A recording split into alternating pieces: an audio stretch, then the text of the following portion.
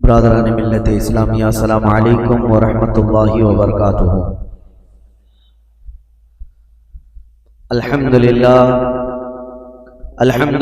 الحنان المنان الذي خلق الانسان وعلمه البيان، والصلاة والسلام على رسوله سيد الانس والجان وعلى آله واصحابه ذوي الخير والإحسان، اما بعد فأعوذ بالله من الشيطان الرجيم، بسم الله الرحمن الرحيم، قل لا أسألكم عليه أجرا إلا المودة في القربى، صدق الله مولانا العظيم وبلغنا رسوله النبي الأمين المتين المختار الكريم، ونحن على ذلك من الشاهدين والشاكرين والحمد لله رب العالمين۔ بارگاہ رسالت مآب صلی اللہ تعالی علیہ وسلم میں درود پاک کا ہدیہ پیش کریں۔ اللہم صلی علی سیدنا و مولانا محمد معدن الجود والکرم وآلہ واصحابہ الکرام وابنہ الکریم وبارک وسلم صلاة دائمة سرمدا ابدا۔ عزیزان گرامی وقار، آج محرم الحرام کی 10ویں شب ہے اور یہ شب غریباں بھی ہے۔ اس شب میں تاریخ کی بہت ساری ایسی سچائیاں چھپی ہوئی ہیں کہ جن کو بیان کرنے کے بعد دل رکھنے والے مومن کا کلیجہ منہ کو آ جاتا ہے۔ خاندان رسول صلی اللہ تعالی علیہ وسلم کے نونہالوں کی ایک عظیم تاریخ آج کی رات سے وابستہ ہے، اور ہم نے یہ جو 10 روزہ مجالس سجائی محرم الحرام کی، اس کا خلاصہ آج کی رات ہے۔ کیونکہ ہر سال یہ 10 مجلسیں جو ہوتی ہیں پہلی محرم سے لے کر 10ویں تک، ہم ان میں الگ الگ موضوعات پر گفتگو کرتے ہیں، اور اس سال ہمارا یہ دستور تھا کہ تاریخ اسلام آپ کے سامنے رکھنی تھی، جو رسول کریم صلی اللہ تعالی علیہ وسلم کی بعثت سے پہلے، آپ کے اعلان نبوت سے پہلے سے لے کر جو عرب کے سیاسی، مذہبی، اخلاقی حالات اور پوری دنیا کے حالات اور دنیا کا، عرب کا جغرافیہ آپ کے سامنے رکھا، اور پھر نبی کریم صلی اللہ تعالی علیہ وسلم کی دعوت سے لے کر اسلام کی نشو و نما، ترویج و اشاعت بیان کی گئی۔ اس 10 روزہ مجالس میں پھر آپ نے چاروں خلفائے راشدین کے زمانے اور ان کے زمانوں میں ہونے والی فتوحات اسلامیہ اور عظیم عظیم کارنامے اس سال آپ کو سنائے گئے۔ مقصد میرا یہی تھا کہ تاریخ کی سچائیوں سے آپ کو جوڑ دیا جائے، تاکہ کوئی بھی اسلام کا بدخواہ اور دشمن صحابہ یا دشمن اہل بیت، دونوں میں سے کوئی بھی آپ کے ذہن کو خراب نہ کرے اور تاریخ کو ون سائڈ بتا کر یا ایک حصے کی تاریخ بتا کر آپ کو گمراہ کرنے کی کوشش نہ کرے۔ اس لیے میں نے پوری تاریخ آپ کے سامنے رکھی۔ تاریخ اسلام میں اسلام کی سرحدیں مدینہ طیبہ کی سرحدوں سے نکل کر کہاں کہاں تک پہنچی، آپ نے سماعت کیا۔ مولا علی کرم اللہ وجہہ الکریم کے زمانے تک 30 سال ہوتے ہیں خلفائے راشدین کا زمانہ، لیکن اسلام افریقہ کی سرحدوں میں، افریقہ کے جنگلات سے بھی نکل چکا، یورپ کی سرزمین پر، ایشیائی کوچک میں، ترکی میں داخل ہو چکا ہے، آذربائیجان، آرمینیا، جارجیا، یہ سارے ان ممالک تک اسلام کی سرحدیں پھیل گئی، حتیٰ کہ حضرت امیر معاویہ کے 20 سالہ دور میں اسلام سندھ اور ہند تک پہنچ چکا۔ یہ تاریخ ہے، اسلام پھیلتا رہا، جس کو علامہ اقبال نے کہا تھا کہ تھمتا نہ تھا کسی سے سیل رواں ہمارا، باطل سے ڈرنے والے ہیں آسمان نہیں ہے، ہم 100 بار کر چکا ہے جو امتحان ہمارا، توحید کی امانت سینوں میں ہے ہمارے، آسان نہیں مٹانا نام و نشان ہمارا۔ اسلام کے اس پھلتے پھولتے باغیچے کو دیکھ کر کے ساری دنیا پریشان اور آج تک پریشان ہے، اور اسی پریشانی کا یہ سبب ہے کہ ہر دن ایک نیا حربہ، ہر دن ایک نئی جنگ ہمارے سامنے پیش آتی ہے۔ لیکن میرے عزیزوں، باطل قوتیں جتنے نئے نئے آلے ہمارے خلاف لائیں گے، جتنی جنگیں کھڑے کریں گے، ہر زمانے میں ہم اپنے بچوں کو حسین کی داستان سناتے ہیں۔ ہم کربلا سناتے رہیں گے تاکہ ہمارے بچوں میں یہ جذبہ ہمیشہ جوان رہے کہ اب کے دور میں آنے والی مصیبتیں یہ کوئی نئی نہیں ہے، ہمارے آبا و اجداد نہیں، 14 صدیوں سے مسلمان یہ سب جھیلتے آ رہے ہیں۔ میں اکثر ایک جملہ کہتا ہوں، برسات میں نکلے ہوئے ابھی کے کیڑے مسجدوں کے آگے آ کر تلواریں یا چاقویں لہرا کر ڈراتے ہیں اور اپنے کٹروار ناروں سے تمہیں گھبرانے کی اور خوف و دہشت ڈالنے کی کوشش کرتے ہیں۔ ہو سکتا ہے وہ بچے ڈر جائیں جن کو تاریخ یاد نہ ہو، اور جنہیں تاریخ یاد ہو تو ان کی زبان پر تو یہ شعر آنا چاہیے، ڈل نہ سکتے تھے جنگ میں اگر آ جاتے تھے، پاؤں شیروں کے بھی میدان سے اکھڑ جاتے تھے، حق سے سرکش ہوا کوئی تو بگڑ جاتے تھے، ارے تیز کیا چیز ہے ہم توپ سے بھی لڑ جاتے تھے۔ ہمیں ان تمام چیزوں سے گھبرانے اور ڈرنے اور خوف کرنے کی ضرورت نہیں ہے۔ عزیزان گرامی، آج کے دن سے میں نے اعلان جیسے کیا تھا کہ اب تاریخ کو ہم آگے لے کر کے چلتے ہیں۔ امیر معاویہ کی خلافت کا دور، ان کے حکومت کا دور ختم ہوا 60 ہجری میں۔ اب زمان خلافت کس کے ہاتھ میں آئے، ایک بہت اختلافی مسئلہ تھا، کنٹروورشل تھا۔ صحابہ اس وقت تھے اور بڑے بڑے تابعین بھی موجود تھے، لیکن چونکہ آپ نے تاریخ سماعت کی ہے کہ حضرت عثمان غنی کے قتل کے بعد سے حالات کس قدر بدلتے چلے گئے تھے، اور حضرت علی کرم اللہ وجہہ الکریم کا زمانہ خلافت جو 5 سال 5.5 سال چلا، یہ آپسی اختلافات کی نظر ہو گیا، مسلمانوں کی آپس میں جنگیں ہونے لگی اور اس میں بھاری نقصان ہوا۔ 2 جنگوں میں اگر آپ اندازہ کریں، ایک جنگ میں 12,000 لوگ قتل ہوئے اور دوسری جنگ میں 70,000 لوگ قتل ہوئے۔ مسلمانوں کی بہت بڑی تعداد کا نقصان ہوا ایسا۔ تو ان کے بعد پھر امیر معاویہ نے 20 سال زمانہ حکومت کو سنبھالا۔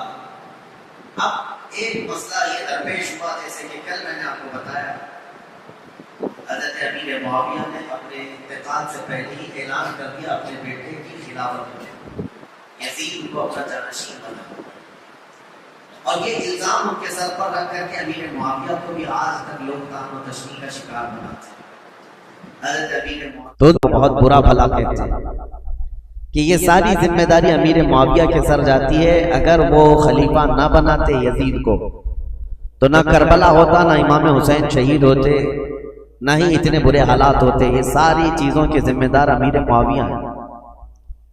یہ سوال ایسا گردش کرتا ہے کہ ہمارے بھی بھولے بھالے لوگوں کے دلوں میں یہ بات آتی ہے کہ امیر معاویہ کو یہ نہیں کرنا چاہیے تھا، اپنے نالائق بیٹے کو خلیفہ کیسے مقرر کر دیا۔ پہلی چیز تو یہ ہے کہ کوئی ایک روایت بھی ایسی ثابت نہیں کہ جس میں امیر معاویہ یہ جان بوجھ کر کے کہ اس کا فسق و فجور، اس کی نالائقی ان کو معلوم تھی، اس کے باوجود بنایا، ایسی کوئی روایت نہیں۔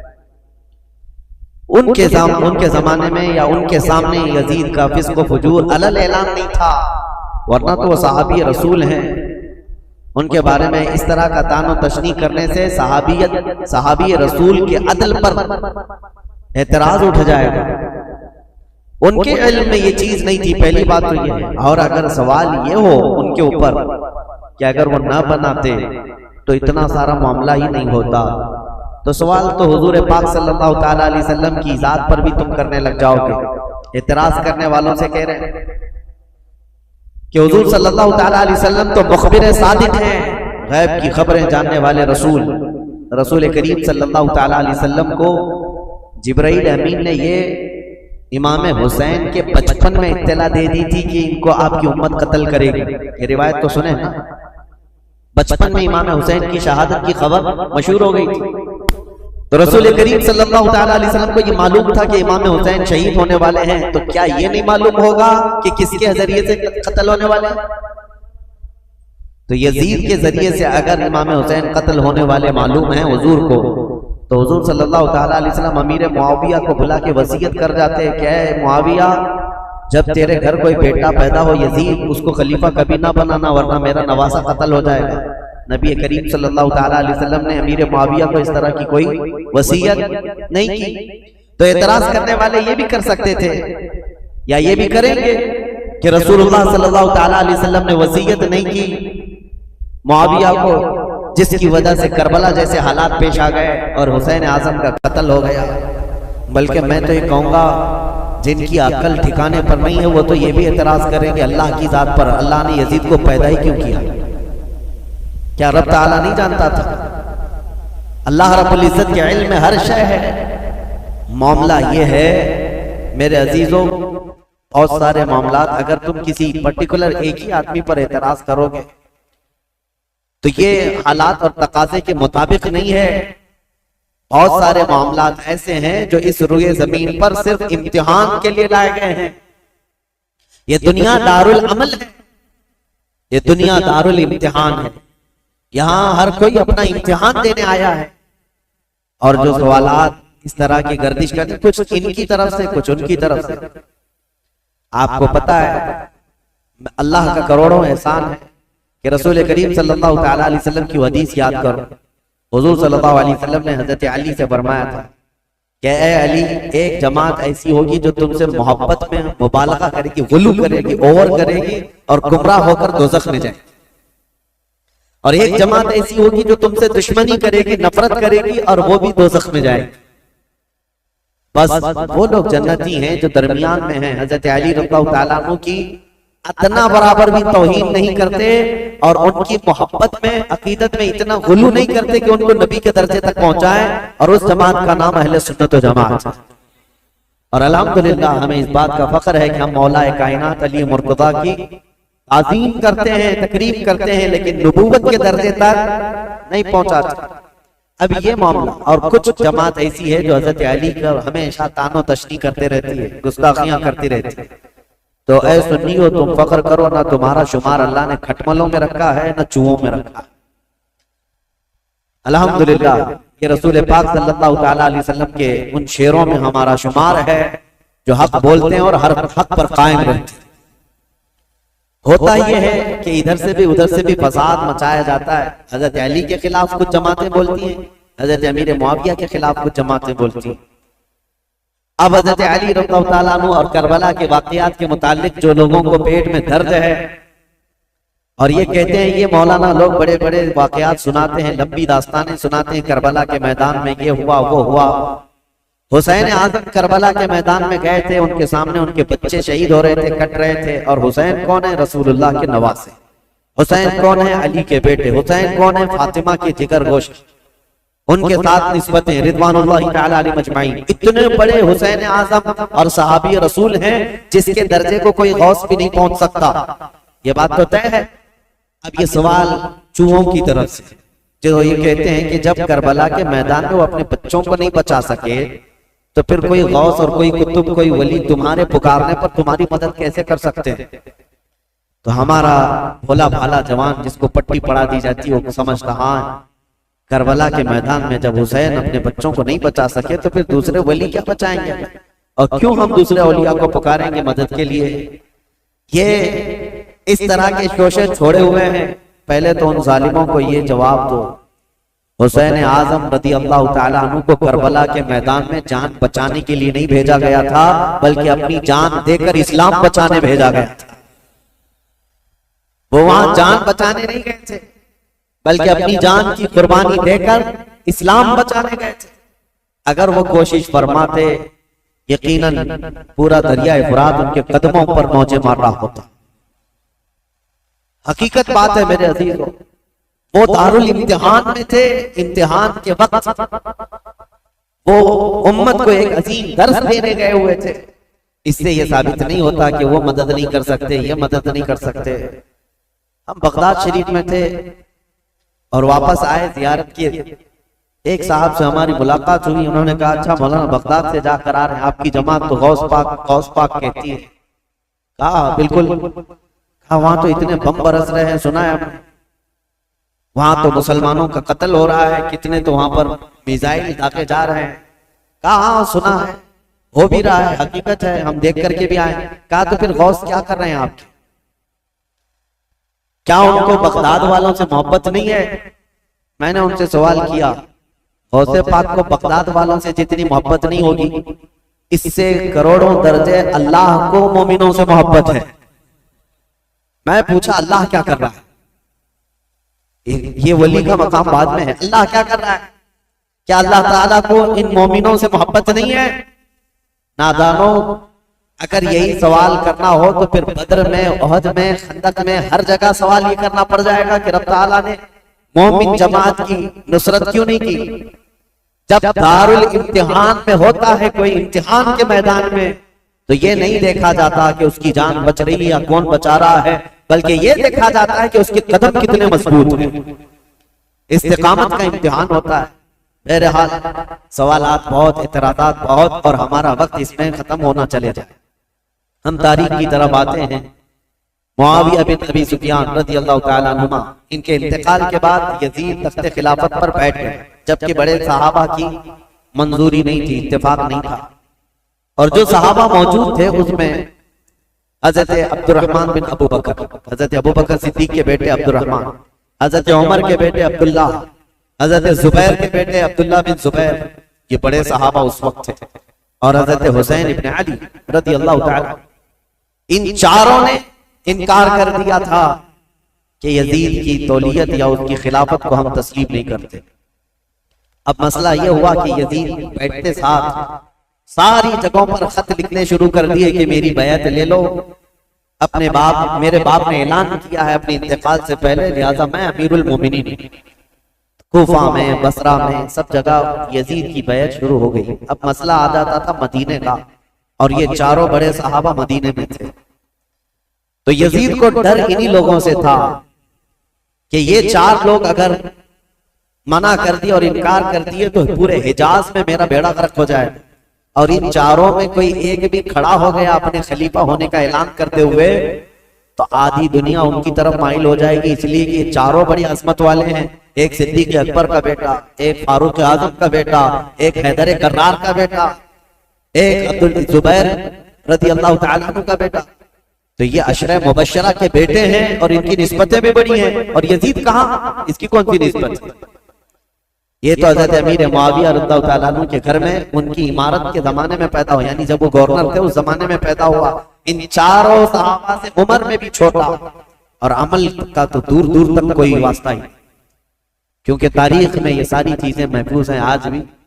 यजीद दिन रात अय्याशी में मुब्तला रहा, क्योंकि उसने इमारत देखी थी और मालदारी देखी थी, जिसकी वजह से उसके फिस्क व फुजूर का सब बाद में लोगों को पता चला जब वो तख्त पर बैठा, बंदरों को खिलाना, नचाना, कबूतरबाजी करना और बांदियों से और गुलामों से रक्स करवाना, ये सारी चीजें उसके साथ मौजूद थी। अब ये खबरें जब मशहूर हो गई तो क्या जो रसूलुल्लाह के सहाबा हैं ऐसे शख्स को अमीर तस्लीम कर सकते थे, जिन्होंने खुलफाए राशिदीन का जमाना देखा, जो चारों खुलफा का जमाना देखे हो और जो खुद रसूलुल्लाह को देखे हो, तो वो इस अजीम इस्लाम के दामन में किसी ऐसे शख्स को बर्दाश्त कर सकते थे? हमारा और तुम्हारा हाल अलग है। हमने हर तरह के अमीरों को देखा है, हर तरह के हाकिमों को देखा है, चोरों को भी देखा है, डाकुओं को भी देखा है। हमारे सामने किसी नए लीडर को लाकर उसकी तारीफ कर दी जाए तो हो सकता है फिसल जाए, क्योंकि बुरों को ही देखते आए। लेकिन वो चार सहाबा जो मदीने में हैं, इनका हाल तो ऐसा था जिन्होंने रसूलुल्लाह को देखा, जिन्होंने सिद्दीक अकबर का जमाना देखा और फारूक आजम की अदालत देखी है, उस्मान बिन अफ़्फ़ान की सखावत देखी और हैदर कर्रार की शुजाअत देखी है। ये खुलफाए राशिदीन का सुनहरा दौर देखे हुए सहाबा, उनके सामने कोई आकर के ये कहे, दिन रात अय्याशी करने वाला, बांदियों को नचवाने वाला अब मुसलमानों का अमीरुल मोमिनीन बन गया है, खलीफा वक्त है, कैसे तस्लीम हो सकता है? हुआ ये कि उसने बुलाकर मशवरा लिया। मदीने में उस वक्त जो गवर्नर थे वलीद बिन उक़बा, वलीद बिन उक़बा को इसने एक खत लिखा और कहा, ये जो बड़े लोग मौजूद हैं मदीने में, इनको बुलाओ। अब्दुर्रहमान बिन अबू बकर, अब्दुल्ला बिन उमर करके उनको मेरी बैत ले लेना, तुम वकील बन जाओ। अभी तक हजरत अमीर मुआविया के इंतकाल की खबर मदीने नहीं पहुंची थी, सब जगह मशहूर नहीं हुई थी। तो यजीद का खत आया वलीद बिन उक़बा के हाथ।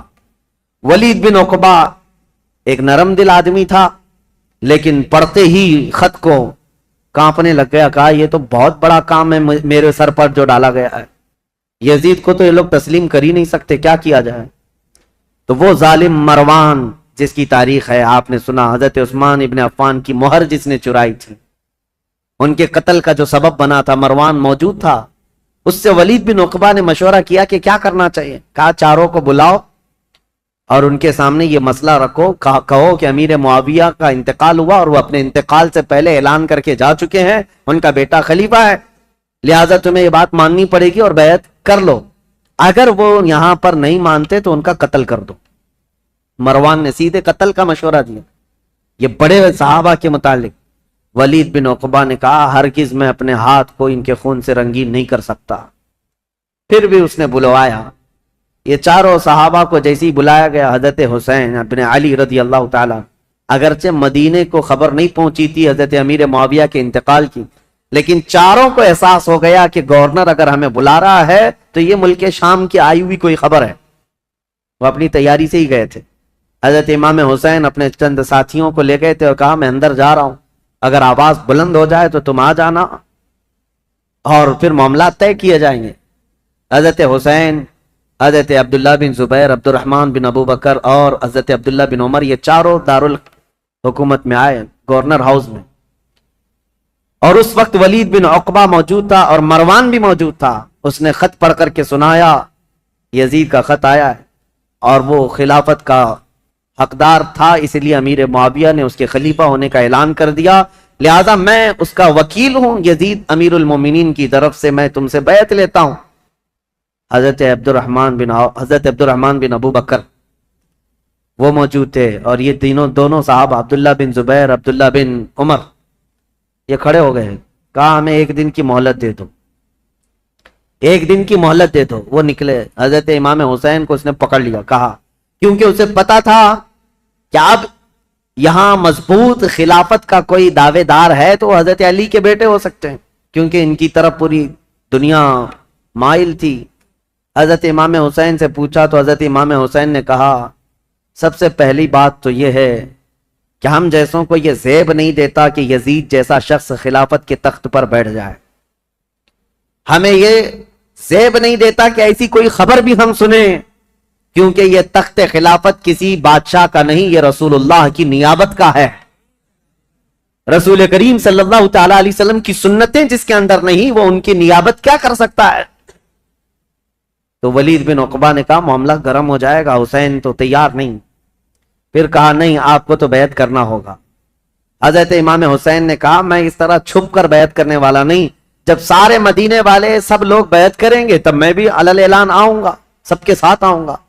آج مجھے جانے دو. ولید بن عقبہ نے ان کو بھی جانے دیا. ٹھیک ہے. جیسے ہی یہ گئے، مروان بن حکم کھڑا ہوا اور کہا ولید بن عقبہ کو، کہا کہ تو نے بہت بڑا موقع گنوا لیا.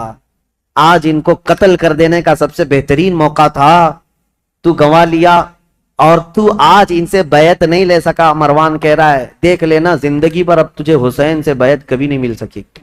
ایک بار وہ یہاں سے جا چکے ہیں، حسین کبھی بھی بیعت نہیں کر سکتے. تیرے لیے اچھا موقع تھا. ولید بن عقبہ نے کہا میرے لیے ساری دنیا آ جائے لیکن میں حسین کے خون سے اپنا ہاتھ رنگین نہیں کر سکتا، اس لیے کہ وہ رسول اللہ کی قرابت دار نواز ہیں. تو مروان بن حکم نے ولید بن عقبہ کی شکایت لکھ کر کے بھیجی یزید کے پاس کہ اس کی نرم دلی کی وجہ سے یہ چاروں چلے گئے. اور ہوا کیا؟ عبداللہ بن زبیر اور عبداللہ بن عمر رات کے وقت ہی اپنا سامان لیے اور مکہ چلے گئے، مدینہ طیبہ چھوڑ کر چلے گئے کہ دوسرے دن پھر یہ گورنر بلائے گا اور زبردستی کرے گا. لیکن مکہ میں جائیں گے تو حرم پاک میں خانہ کعبہ کے اطراف کوئی کسی کو زور زبردستی نہیں کر سکتا جو حرم میں جائے گا. جنگ بھی حرام ہے، قتل و قتال بھی حرام ہے. تو یہ صحابہ وہاں چلے گئے اور وہاں جا کر انہوں نے پناہ لی. اب امام حسین مدینہ میں تھے. دوسرا دن آیا تو پھر دوسرے دن پھر اس نے بلایا ولید بن عقبہ نے. کیا ہو؟ امام حسین رضی اللہ تعالیٰ عنہ نے آج پھر کہا کہ نہیں، میں اس بیعت کے لیے راضی نہیں ہوں اور مجھے زور زبردستی نہ کیا جائے. ولید بن عقبہ نے کہا اے حسین ابن علی، میں آپ کی تعظیم کرتا ہوں، آپ کی عزت کرتا ہوں، لیکن میرے اوپر ملک شام کا حکم آیا ہے، پریشر میں ہے، میرے اوپر دباؤ ہے، لہٰذا ایک ہی راستہ ہے کہ آپ یا تو میرے اس شہر میں یا حدود میں نہ رہیں جہاں میری گورنری ہے، یا تو بیعت کر لیجیے. امام حسین نے کہا میں شہر تو چھوڑ دوں گا لیکن بیعت نہیں کروں. اور کون سے شہر چھوڑنے کی بات؟ مدینۃ الرسول. امام حسین اپنے خاندان والوں کو آ کر بتاتے ہیں اور امام حسین نے اہل بیت کے گھرانے میں یہ بات بتائی کہ آج ہمارے لیے ایسی حالت آ گئی ہے، مدینے میں رہنا ہے تو ہمیں اس کی بیعت قبول کرنا ہوگا اور اس کو امیر المومنین تسلیم کرنا ہوگا، یا تو پھر مدینے سے باہر نکل کر جیسے میرے دو بھائی مکہ چلے گئے، عبداللہ بن زبیر اور عبداللہ بن عمر، اسی طرح مجھے بھی مکہ حرم کعبہ میں جانا ہوگا۔ اہل بیت کا بچہ بچہ کہنے لگا رسول کریم صلی اللہ تعالی علیہ وسلم کا شہر چھوٹ رہا ہے، اے امام علی مقام، اس کو گوارا کر لیں گے لیکن رسول اللہ کی شریعت چھوٹ جائے یہ گوارا نہ کریں۔ حضور کے شریعت پر اور اسلام کی تاریخ میں ایسا کوئی دھبا آ جائے یہ گوارا نہ ہو۔ میں آپ کو بتاتا ہوں یہ مسئلہ کتنا اہم تھا، ظالموں کو پتہ نہیں جو اوپر اوپر کی تاریخ پڑھتے ہیں اور بک بک کر کے ٹی وی میں چلے جاتے ہیں کہ امام حسین نے خواہ مخواہ اپنے بچوں کو جھونک دیا کربلا کے میدان میں، اور یہ سیاسی جنگ تھی نعوذ باللہ۔ اور بعض یہ کہتے ہیں کہ خروج کیا، خروج کا مطلب ہوتا ہے بغاوت کیا۔ جب ایک امیر المومنین ہو گیا تھا، خلیفہ وقت ہو گیا تھا، تو امام حسین بغاوت کر کے کیوں گئے؟ اس طرح کے جو اعتراضات کرتے ہیں ان ظالم ناعاقبت اندیشوں کو خبر تک نہیں ہے تاریخ کی سچائیاں، انہیں معلوم بھی نہیں ہے۔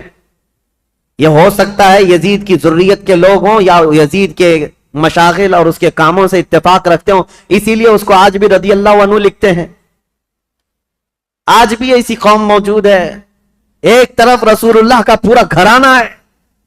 کیا امام حسین جن کو رسول کریم صلی اللہ تعالی علیہ وسلم نے اپنی گود میں رکھ کر پالا ہو، بلکہ سیدنا ابو ہریرہ سے روایت ہے کہ حضور صلی اللہ تعالی علیہ وسلم امام حسین کا لعاب پاک، امام حسین کا لعاب تھوک خود حضور صلی اللہ علیہ وسلم اس طرح چوستے تھے۔ حدیث کے الفاظ ہیں کہ یمتص رسول اللہ صلی اللہ تعالی علیہ وسلم لعاب الحسین کما یمتص التمر، حسین کا لعاب رسول اللہ ایسے چوستے جیسے کوئی کھجور چوس رہا ہو۔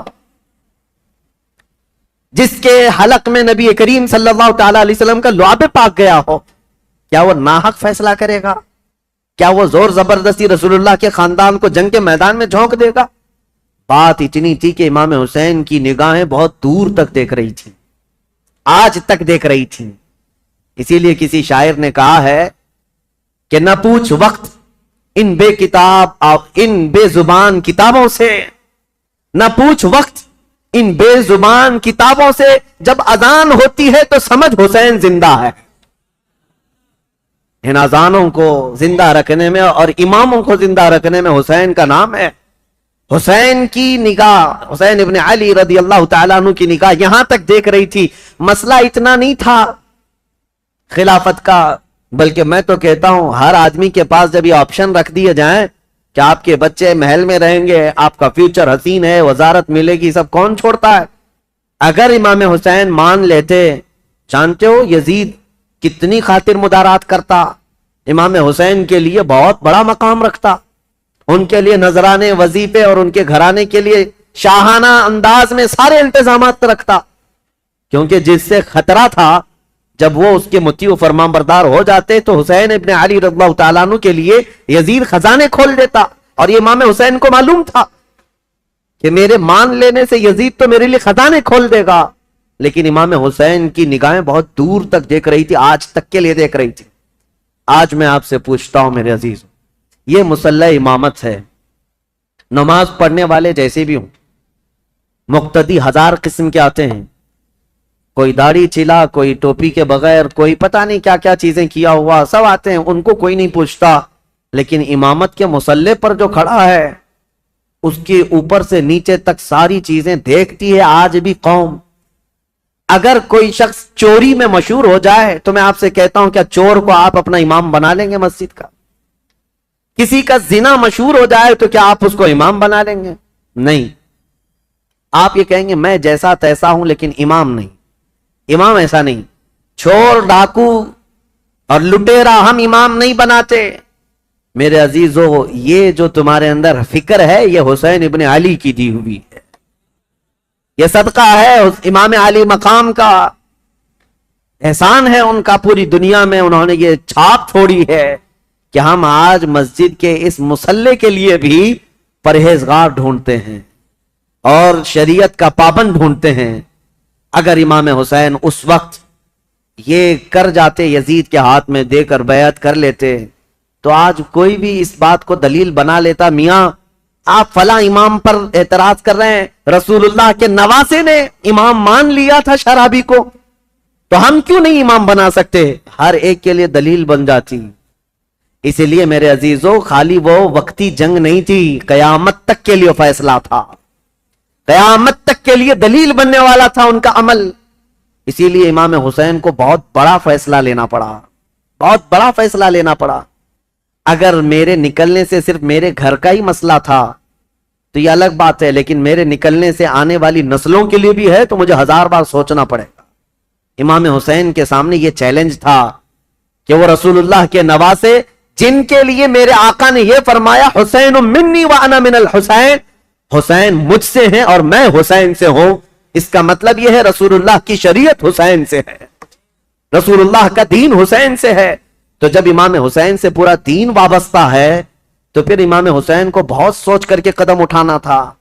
ظالموں، خالی صرف اتنا بک بک کہہ دینا کہ وہ خامخواہ اپنے خاندان کو میدان جنگ میں جھونک دیے اور سیاسی جنگ تھی یا بغاوت کیا، اپنی آخرت خراب کرتے ہو، اپنی آخرت برباد کرتے ہو، تمہیں خبر بھی نہیں ہے۔ تمہارے ساتھ اگر ایسے معاملات آ جائیں تب پتا چلے گا، دین کی تھوڑی بہت بھی سوجھ بوجھ رکھتے ہو تو ایسی حرکت کبھی نہیں کر سکتے۔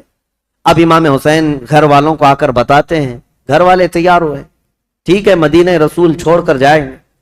اور وہ رات بھی آ گئی جب رسول اللہ کا یہ عظیم نواسہ مدینے سے رخصت ہو رہا ہے، جہاں ان کی پیدائش ہوئی۔ 4 ہجری شعبان المعظم کا مہینہ تھا جب امام حسین مدینے میں پیدا ہوئے تھے۔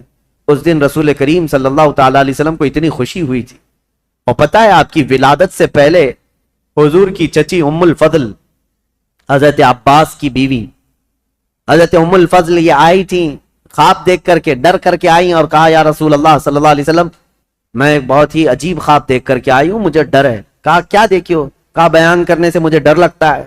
کہا بتائیں تو صحیح خواب کیا ہے؟ تو چچی ام الفضل نے کہا تھا میں نے کل خواب میں دیکھا آپ کے جسم کا ایک ٹکڑا کٹ گیا اور میری گود میں گرا ہے۔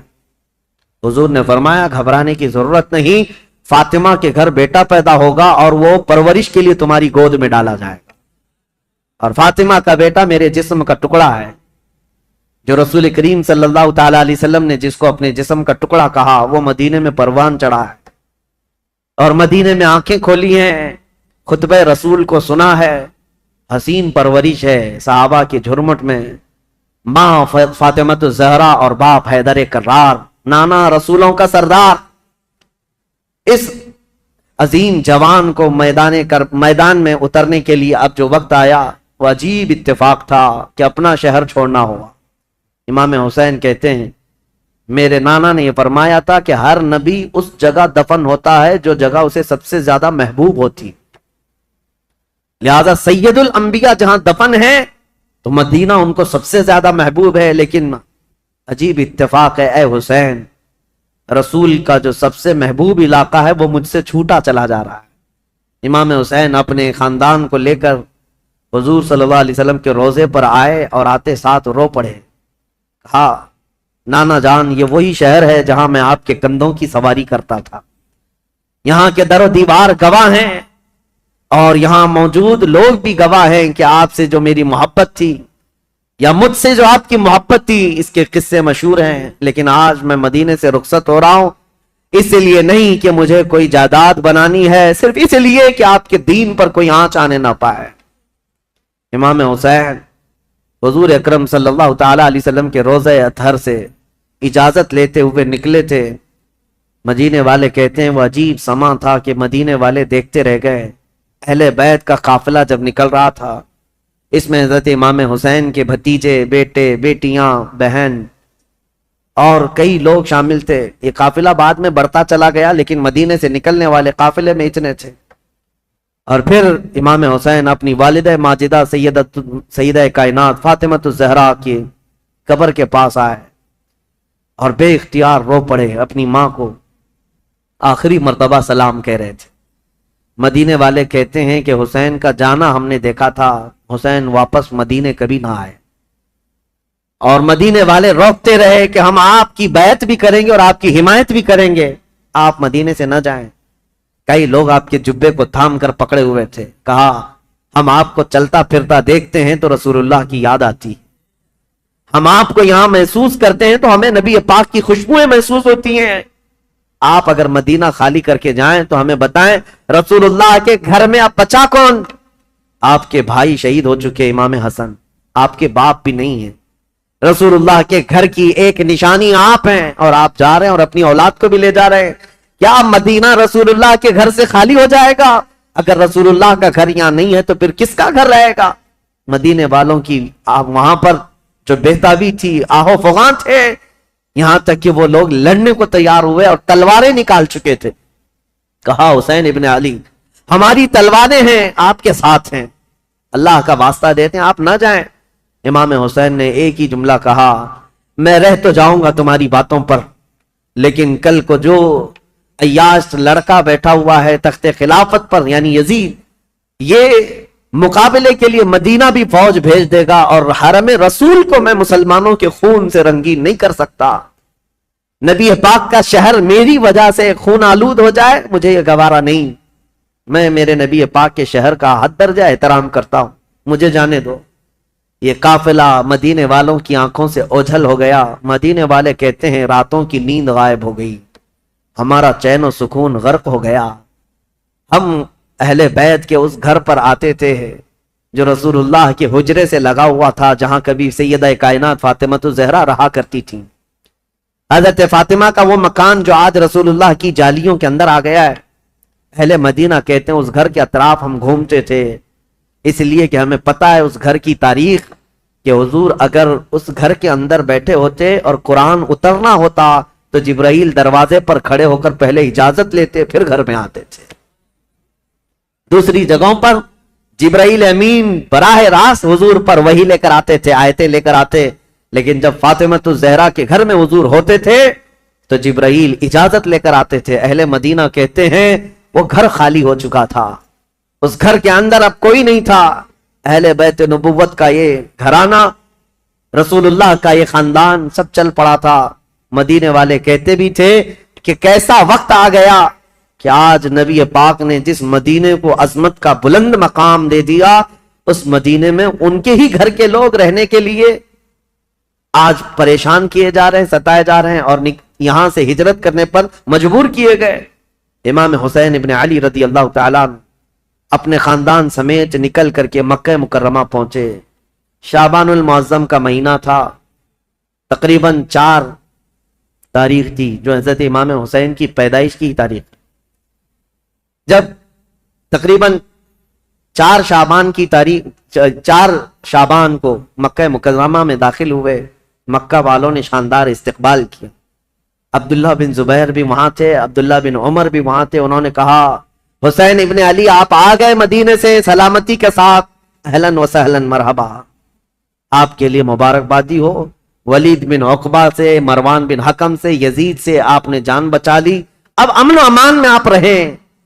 مکہ مکرمہ میں یہ خاندان نبوت اہل بیت کا گھرانہ خوشحالی کے ساتھ رہ رہا تھا، لیکن برا ہو ان کوفی شیعوں کا۔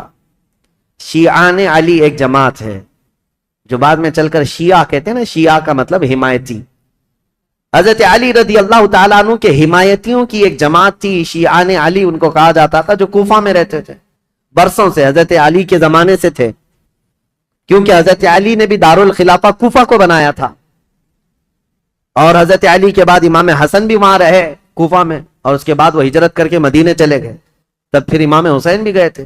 تو کوفہ والوں کا تعلق حضرت علی کے گھرانے سے پہلے سے تھا، اور امام حسین کی یہ تاریخ میں آپ کو بتاتا ہوں کہ جب امیر معاویہ یعنی حکومت کر رہے تھے، اس وقت بھی کوفہ والے امام حسین کو خط لکھ کر بلا رہے تھے کہ امیر معاویہ کو معزول کر دیتے ہیں، آپ آ جائیے۔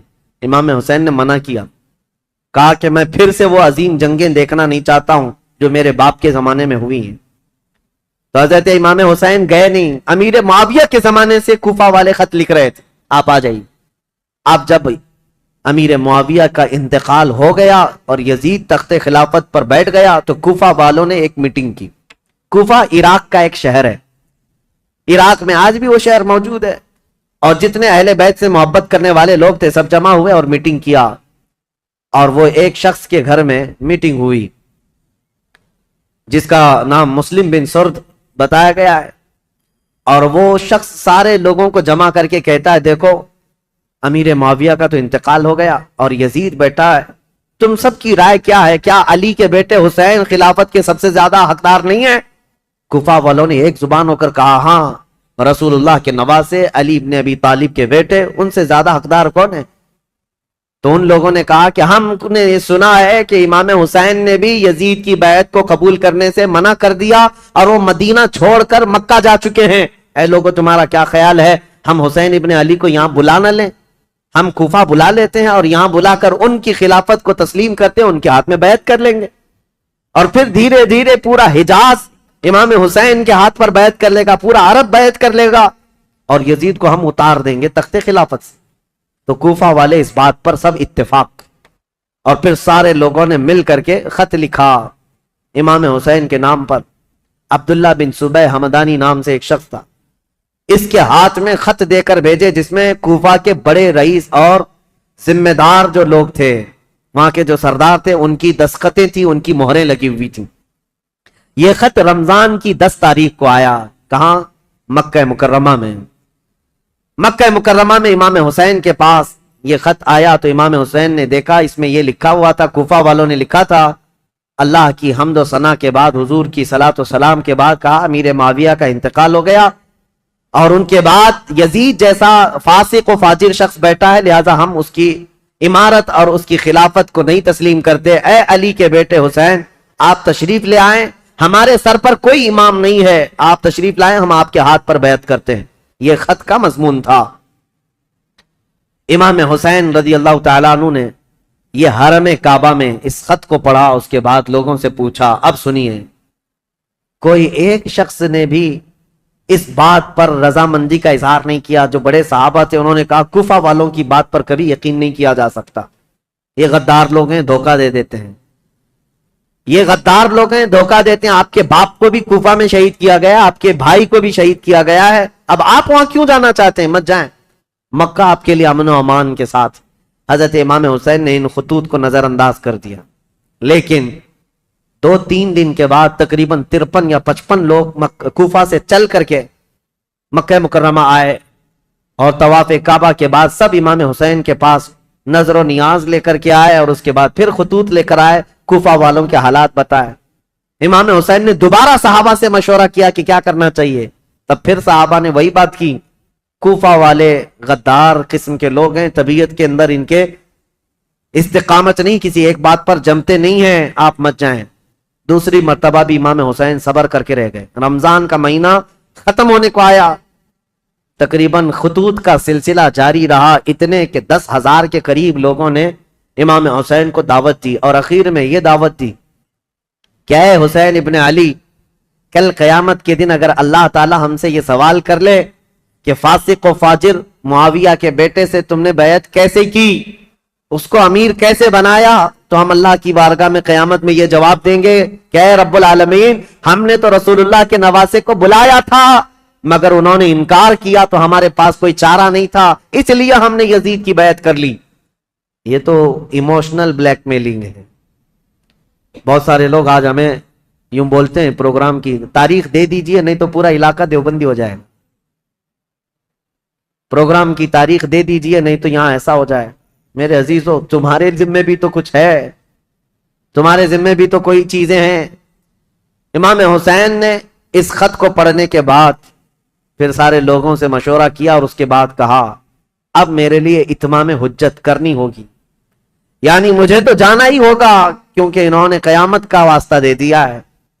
تو 1000 لوگوں نے مکہ مکرمہ میں آپ کو روکنے کی کوشش کی، آپ نہ رکے، حتیٰ کہ ذی الحجہ کا مہینہ ہے، حج کے لیے سارے قافلے مکہ آ رہے ہیں، مکہ مکرمہ آ رہے ہیں، اور امام حسین یہاں سے نکلنے پر تلے ہوئے ہیں۔ لیکن اس سے پہلے امام حسین رمضان سے لے کر ذی الحجہ تک یہ بحث مباحثہ ہوتا رہا، اور عام بات نہیں ہے، عام بحث و مباحثہ نہیں ہے۔ عبداللہ بن زبیر جو صحابی ہیں نا، امام حسین کی جماعت کے ساتھ لڑنے کو بھی آ گئے تھے، یہ محبت کی لڑائی ہے، دشمنی کی نہیں، کہ میں تمہیں مکہ سے باہر جانے نہیں دوں گا، اس کے لیے وہ تلوار نکال کر کھڑے ہو گئے تھے۔ یہ بھی لڑائی قریب تھی، مکہ کی مکرمہ سے نہ جانے دیں گے، کیونکہ عبداللہ بن زبیر جانتے تھے کہ کوفہ والے ان کا کیا کریں گے۔ تو پھر امام حسین رمضان کے بعد بھی رک گئے۔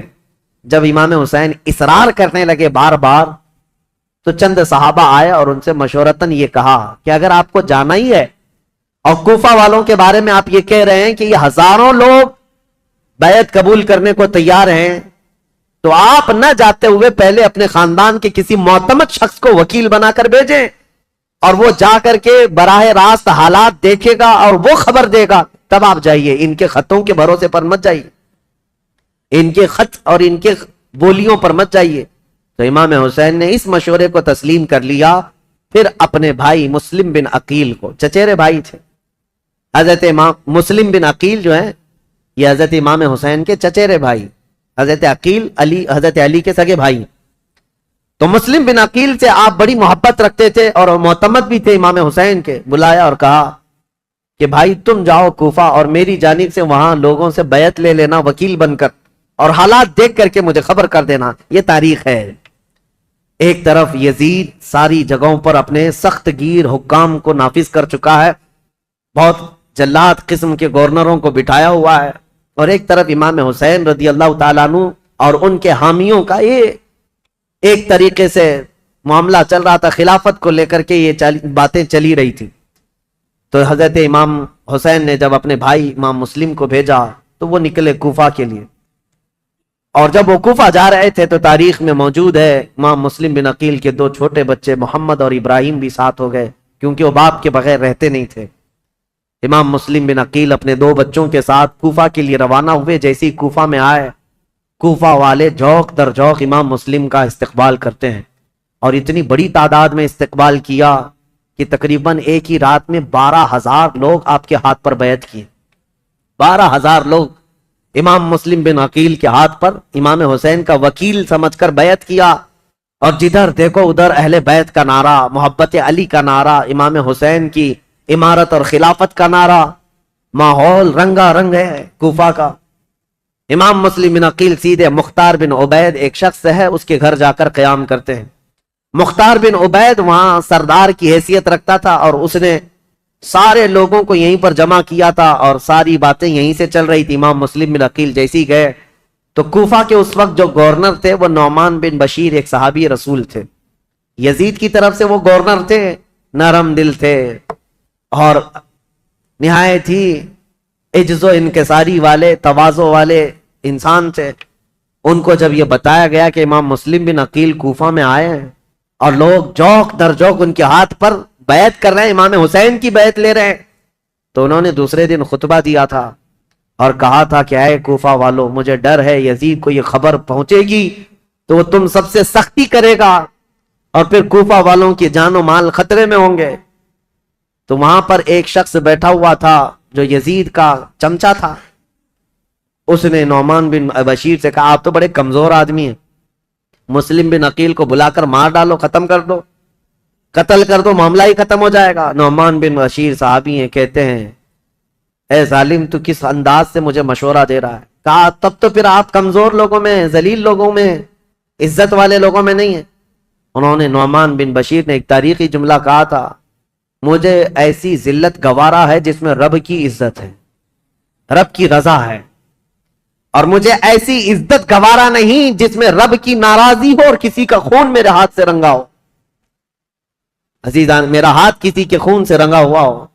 حضرت نعمان بن بشیر اتر گئے، اور یزیدی جو وہاں موجود تھے حامی، انہوں نے خط لکھ کر کے یزید کو پہنچا دیا کہ دیکھو یہاں پر تو مسلم بن عقیل آئے ہیں اور حسین نے خلافت کا دعویٰ کر ہی دیا ہے، جس کا تمہیں خطرہ تھا وہ خطرہ آ گیا، اور کوفہ والے جوق در جوق بیعت کر رہے ہیں۔ یزید کو کب یہ بات ہضم ہوتی؟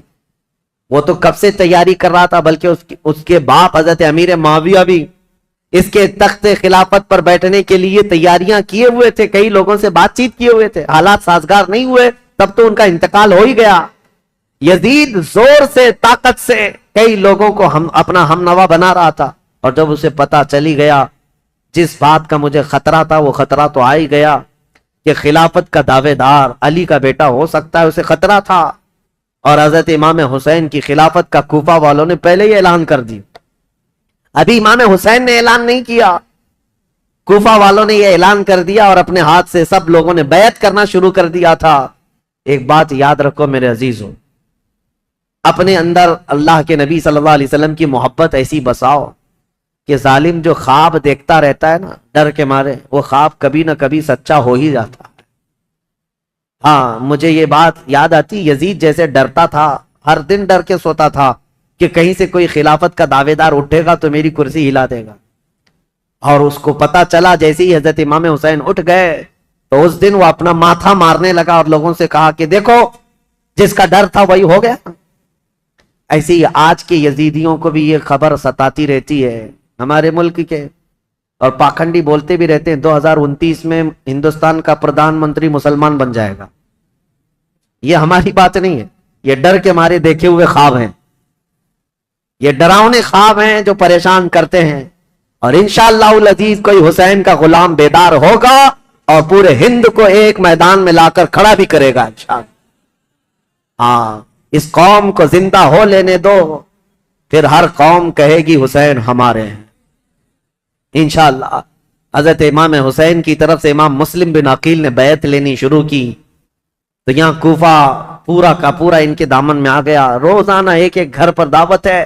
امام مسلم بن عقیل کو ارے وہ چلنے تک نہیں دیتے، ان کے شہزادوں کو سواریاں بنا لیتے، ان کے شہزادوں کو اپنی سواریوں پر بٹھا لیتے، اپنے کندھوں کو سواری بنا دیتے. اس طرح کی محبت پیش کرتے رہے. اور پھر امام مسلم بن عقیل نے امام حسین کو خط لکھا کہ حالات بہت اچھے ہیں، کوفہ والے پورے ایک آواز ہو کر آپ کی خلافت کا اعلان کر رہے ہیں، آپ کو جلدی تشریف لانا چاہیے اور آپ کی خلافت کا اعلان ہونا چاہیے.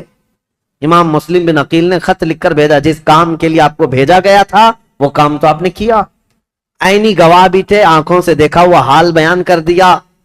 اب امام حسین کے پاس جب یہ خط آیا تو اب مجھے بتاؤ، مکہ والے جو صحابہ امام حسین کو روک رہے تھے مت جاؤ مت جاؤ، امام حسین نے کہا تمہارے مشورے پر میں اپنے بھائی کو بھیجا، میرے بھائی نے بھی وہی خبر دی جو کوفہ والے اپنے خطوں میں لکھ کر کے بھیج رہے تھے. میرے بھائی پر تو مجھے اعتماد ہے، انہوں نے جو دیکھا وہ سچ بتایا.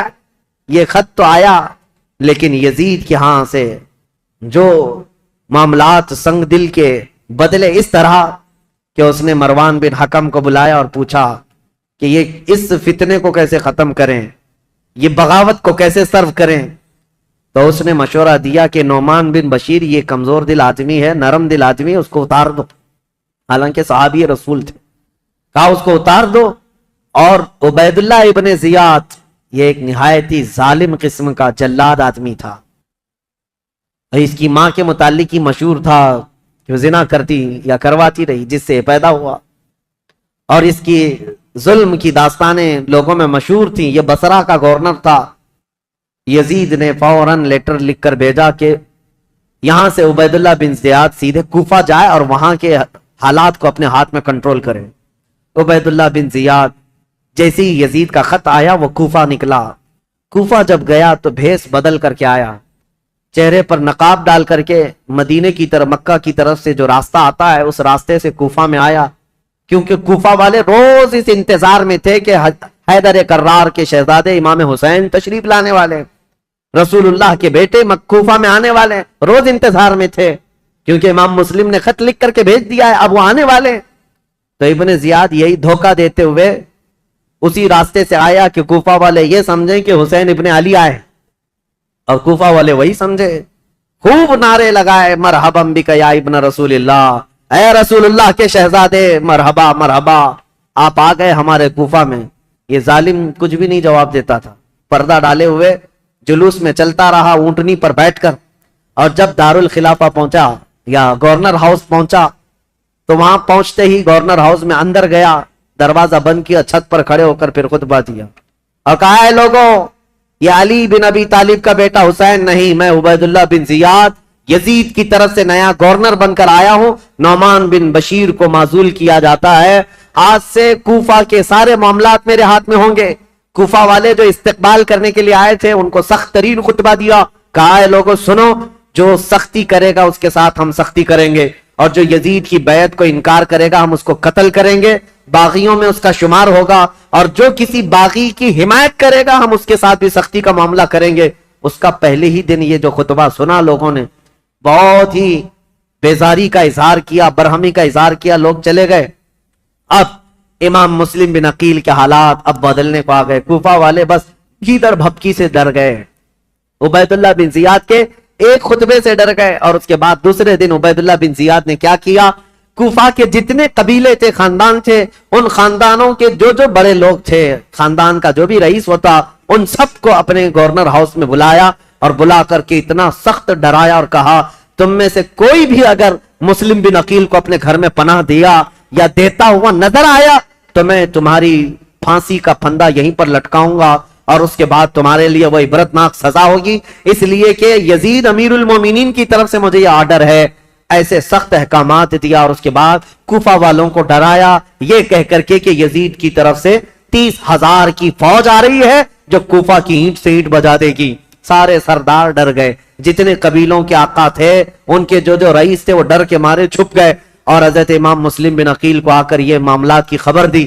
امام مسلم بن عقیل جس گھر میں تھے، عبید اللہ مختار بن عبید جس کے گھر میں تھے، وہاں سے آپ ہجرت کر گئے، وہاں سے نکل گئے کہ یہاں رہنا اچھا نہیں، تو وہاں سے نکل کر کے ایک بہت ہی عمر دراز صحابی تھے کوفہ میں، ہانی بن عروہ، ان کے گھر گئے، یہ محب اہل بیت تھے۔ خاندان نبوت عروہ ان کے گھر گئے، یہ محب اہل بیت تھے، خاندان نبوت کے چاہنے والے تھے۔ امام مسلم بن عقیل ان کے گھر جاتے ہیں، ہانی بن عروہ نے ان کا استقبال کیا اور اپنے گھر کے ایک کمرے کے اندر ان کو چھپا دیا، رازداری کے ساتھ امام مسلم بن عقیل اور ان کے شہزادوں کو اپنے گھر میں رکھا، اور جتنے اہل بیت سے لوگ محبت کرتے تھے صرف ان کو معلوم تھا کہ امام مسلم بن عقیل ہانی بن عروہ کے گھر میں ہے، اور اس کے باوجود امام مسلم بن عقیل ہانی بن عروہ کے گھر میں رہ کر بھی کوفہ والوں کو بلاتے رہے، جو اب تک 60,000 کی تعداد میں پہنچے تھے بیعت کرنے والے۔ اب ان لوگوں میں اب چھانٹنا شروع کیا کہ ابھی بچے کتنے ہیں۔ ہانی بن عروہ کے گھر میں جب آپ خفیہ لوگوں سے ملاقات کرتے تھے اس وقت بھی 18,000 لوگ ابھی بھی امام مسلم بن عقیل کے ساتھ تھے۔ آ کر کے انہوں نے اپنے ساتھ ہونے کا اظہار کیا۔ امام مسلم بن عقیل نے کہا کہ اب بھی حالات صحیح ہیں، کچھ بدلے تو کیا ہوا، کچھ تو موجود ہیں، امام حسین کو آنا چاہیے۔ دوسرا خط بھی انہوں نے لکھا کہ حالات قابو میں آنے کے لائق ہیں، آپ تشریف لائیں۔ دوسرا خط بھی گیا امام حسین کو، لیکن اب امام مسلم بن عقیل کی تلاش شروع کر دیا عبید اللہ بن زیاد۔ یہ ہر جگہ لوگوں سے پوچھنے لگ گیا کہ مسلم بن عقیل جو آئے ہیں حسین کی طرف سے وکیل بن کر، وہ کس کے گھر میں چھپے ہوئے، کوئی بتانے کو تیار نہیں تھا۔ اب عبید اللہ بن زیاد نے ایک غلام کو پیسہ دے کر کے بھیجا، 3,000 درہم یا دینار، کہا کہ تو جا کر کے کسی نہ کسی طرح سے تلاش کر کے معلوم کر کے مسلم بن عقیل کہاں چھپے۔ اب وہ روزانہ گھومتا تھا اور جو اہل بیت سے محبت کرنے والے ہیں وہ جانتا تھا، تو ایک مسلم بن اوسجہ اسدی رضی اللہ تعالیٰ عنہ محب اہل بیت سے مسجد میں عبادت میں رہتے، ان کے پاس گیا یہ غلام جس کا نام معقل تھا۔ یہ گیا اور کہا جا کر کے مجھے مسلم بن عقیل سے ملنا ہے۔ تو مسلم بن اوسجہ اسدی یہ کہتے ہیں تو مجھ سے ہی کیوں پوچھ رہا ہے، مسجد میں اور بھی بہت سارے لوگ ہیں۔ تو یہ غلام کہتا ہے آپ تو جانتے ہیں حالات خراب ہیں، میں اہل بیت کا کٹر حامی ہوں، محب ہوں، میں کچھ نظر اور نیاز لے کر کے آیا ہوں امام مسلم بن عقیل کو دینے کے لیے، وہ ہمارے شہر کوفہ میں غریب ہیں، لوگوں نے ان کو پریشان کر رکھا ہے۔ تو حضرت مسلم بن اوسجہ اسدی سمجھ گئے کہ یہ محب اہل بیت ہے، اس کو پکڑ کر ہانی بن عروہ کے گھر لے گئے، آؤ میں تجھے ملاتا ہوں۔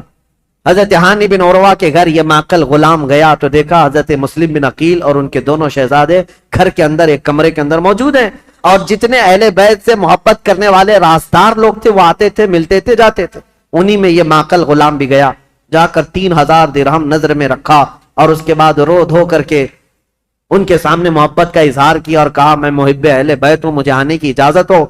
تو اس کو آنے کی روزانہ اجازت ملی، دن بھر ان کے حجرے میں بیٹھا رہتا، کتنے لوگ کوفہ سے ان سے ملنے آ رہے ہیں، کون کون کیا کیا باتیں کر رہا ہے سب سنتا، اور رات میں جا کر عبید اللہ بن زیاد کو ساری رپورٹ دیتا، ساری جاسوسی کرتا تھا۔ اس زمانے کا وہ مشہور ٹپر جو یہاں پر بھی بہت سارے لوگ اس طرح کے، اس لیے مجھے یہ کہنا پڑ رہا ہے یہ سب سے برا کام ہے جس پر اللہ اس کے رسول کی لعنت ہوئی ہے۔ میرے آقا صلی اللہ تعالیٰ علیہ وسلم نے ان کے لیے جہنم کی بشارت دی ہے جو مسلمانوں کی جاسوسی کرتے ہیں یا مسلمانوں کی خبریں کفار و مشرکین کو پہنچاتے ہیں. ان کو منافقین میں شمار کیا گیا, منافقین میں شمار کیا گیا ہے. حضور اکرم صلی اللہ تعالیٰ علیہ وسلم اس قدر ناراض تھے, اس قدر ناراض, صرف ایک صحابی کی بارے میں بیچ میں بات آئی, عرض کرتا ہوں توبہ کریں میرے عزیزوں. میں ممبئی کے ایک علاقہ جہاں گھنی آبادی ہے مسلمانوں کی, نام نہیں ذکر کر رہا ہوں کیونکہ ریکارڈ ہوتا ہے اور ہر جگہ چیزیں پہنچتی. ایک گھنی آبادی کا علاقہ ہے, وہاں جانے کے بعد ایک حاجی صاحب ہے, ان سے ملاقات ہوئی تو لوگوں کے کاروبار پوچھ رہے تھے. تو اس میں انہوں نے کہا کہ یہاں کے اکثر مسلمانوں کا جو کاروبار ہے وہ ٹپ دینا ہے, پولیس کو ٹپ دینا ہے, اسی پر ان کی روزی روٹی چلتی ہے. اور کچھ جو ہے جھوٹے فرضی کاغذات پر فلیٹوں کی خرید و فروخت کرتے ہیں, ٹوپی ڈالتے ہیں, یہی کاروبار ہے. نعوذ باللہ من ذالک. ان باتوں میں ہماری قوم کو سب سے زیادہ بدنام کیا گیا ہے. یا ہوگا 500 روپے 1000 روپے کے لیے کیا کوئی اپنی قوم بیچ دے گا؟ کوئی اپنی قوم بیچ دے گا؟ میرے عزیزوں, تم ہرگز یہ مت سمجھنا کہ تمہاری خبریں دینے سے تم ان کے سامنے عزیز بن جاؤ گے. وہ ایسے کتے ہیں کہ ایک شکار کے بعد دوسرا شکار تم ہی ہوگے, تمہارا ہی نمبر ہو. اور میں جو بات عرض کر رہا تھا حدیث, وہ عرض کر کے آگے بڑھتا ہوں. ایک صحابی حضرت ابو لبابہ, یہودیوں کے متعلق حضور نے رات میں میٹنگ کی تھی کہ ان کے ساتھ کیا کرنا ہے. سارے صحابہ کا اتفاق ہو گیا تھا. یہودی چونکہ دھوکہ دیے تھے مدینے والوں کو, میٹنگ میں بات پاس ہو گئی کہ کیا کرنا ہے. لیکن حضور نے رات میں یہ کہا تھا کہ کوئی بھی اس بات کی خبر باہر نہیں پہنچائے گا, یہ رسول اللہ کا راز ہے. لیکن حضرت ابو لبابہ صحابی یہ باہر جا رہے تھے, یہودیوں نے انہیں پکڑ لیا. پرانی دوستی تھی, بچپن کی دوستی تھی. کہا ابو لبابہ سنا ہے رسول اللہ نے کچھ میٹنگ کی ہے ہمارے بارے میں, کیا مشورہ ہوا ہے؟ کہا نہیں بتاؤں گا, ہرگز نہیں بتاؤں گا, اللہ کے رسول کا راز ہے. تو ان پر پریشر ڈالنے لگے, پرانی دوستی کا واسطہ دیتے ہوئے, بچپن کی دوستی ہے, کچھ تو بتاؤ, اچھا اشارہ تو بتاؤ. میرے عزیزو, آج تو جان بوجھ کر کے پورا اپنا پروفیشنل اور اپنا کاروبار بنائے ہوئے لوگ ہیں. وہ تو حضرت ابو لبابہ غلطی سے ان کے ہاتھوں لگ گئے, تو انہوں نے اشارے سے صرف یوں کہا تھا کہ تمہارا ہو جائے گا کام ہونے. اور یہودی راتوں رات پورا مدینہ خالی کر کے بھاگ گئے. دوسرے دن حضور کو خبر ہوئی, حضور نے بلایا, پوچھا کہ کس نے خبر کی ہمارے رات کی بات کو. تو حضرت ابو لبابہ کہتے ہیں کھڑا ہو گیا, کیونکہ پتا ہے نہ بھی بتاتا تو مخبر صادق صلی اللہ علیہ وسلم کو ہر بات کی خبر ہے. حضرت ابو لبابہ کھڑے ہو گئے, کہا یا رسول اللہ یہ جرم میرا ہے, لیکن میں نے جان بوجھ کر کے آپ کا راز افشا نہیں کیا اور نہ ہی مسلمانوں کی کوئی بات جان بوجھ کر یہودیوں کو بتایا. میں تو راستے پہ جا رہا تھا اور اچانک ان کے ہتھے چڑھ گیا, انہوں نے مجھے بچپن کی دوستی یاد دلائی اور بہت زیادہ دباؤ ڈالا, میں نے اشارہ کیا تھا بس. جانتے ہو اس بات پر میرے آقا نے کیا فرمایا؟ نبی پاک صلی اللہ تعالیٰ علیہ وسلم کھڑے ہو گئے, سارے مدینے کے صحابہ سے کہا آج کے بعد سے ابو لبابہ سے کوئی مسلمان نہ سلام کرے گا نہ مصافحہ کرے گا. حضور پاک نے فرمایا مکمل طور پر ابو لبابہ کا بائیکاٹ کرو, کوئی سلام بھی نہیں کرے گا, مصافحہ بھی نہیں کرے گا. حضرت ابو لبابہ کے متعلق اتنا سخت حکم حضور نے فرمایا. اور آج بھی مدینہ طیبہ مسجد نبوی جاؤ گے, وہاں ستونوں میں, مسجد کے اندر جو ستون ہے نا, ان ستونوں میں ایک ستون حضرت ابو لبابہ کے نام سے ہے. ابو لبابہ نے کیا کیا, اپنی بیوی کو بلایا اور کہا اب میں جینے کے قابل نہیں ہوں, مجھے اس کمبے سے باندھ دینا جب تک میری توبہ قبول نہ ہو. ان کو رسی سے ان کی بیوی باندھ کر چلی جاتی. حد تو یہ ہے وہ مدینے والے کیسے تھے, صحابہ تو دیکھتے تھے ان کو, نمازوں کے وقت کھولا جاتا تھا, حضور کے پیچھے نماز پڑھتے تھے, پھر رسی سے باندھ دیے جاتے, کھانے کے وقت ہاتھ کھولتے. ان کی بیوی بھی کچھ پوچھو تو منہ پھیر لیتی, کہتی رسول اللہ نے منع کیا, تم سے سلام بھی نہیں کیا جا سکتا, کلام بھی نہیں, جینے کا حق ہے اس لیے کھانا دیا جا رہا ہے. بیوی تک نہیں بات کرتی تھی. حضرت ابو لبابہ پر یہ دن ایک دن 2 دن کا بائیکاٹ نہیں, تقریباً 33 دن تک چلا. حضور نماز پڑھاتے تھے لیکن ان سے ملتے نہیں تھے, اور اللہ رب العزت ان کی توبہ کا اعلان فرماتا ہے, حضور پر وہی آتی ہے جن سے یہ غلطی ہو گئی, اے رسول اللہ نے انہیں بخش دیا, معاف کر دیا. حضور اپنے ہاتھوں سے رسی کھولتے. یہ بات بیچ میں آئی ہے تو اس لیے مجھے عرض کرنا ہے, کچھ لوگوں کو ایسا لگتا ہے مسلمانوں کی جاسوسی کرنا, ان کی خبریں لے جا کر کے بڑے عہدے داروں کو بتانا, ٹپ دینا, اس میں ہماری عزت بڑھے گی. زیادہ سے زیادہ کیا ہوگا تمہارا؟ چند جرائم میں پولیس تمہیں معاف کر دے گی، اتنا ہی ہے، کچھ نہیں ہے. عزت حاصل کرو اللہ کی بارگاہ میں. ہونا تو یہ چاہیے کہ اپنی قوم اور اپنی جماعت کے متعلق پہلے تو حالات ایسے ہوتے تھے کہ ہمارے بڑے ہمارے بزرگ بتاتے ہیں کہ دوسروں کو ہماری جماعت کیا ہمارے محلے میں آنے سے پہلے اجازت لینی پڑتی تھی. اتحاد ہوتا، یونٹی ہوتی. آج ہر کوئی ایک دوسرے کے پیچھے پڑا ہوا ہے.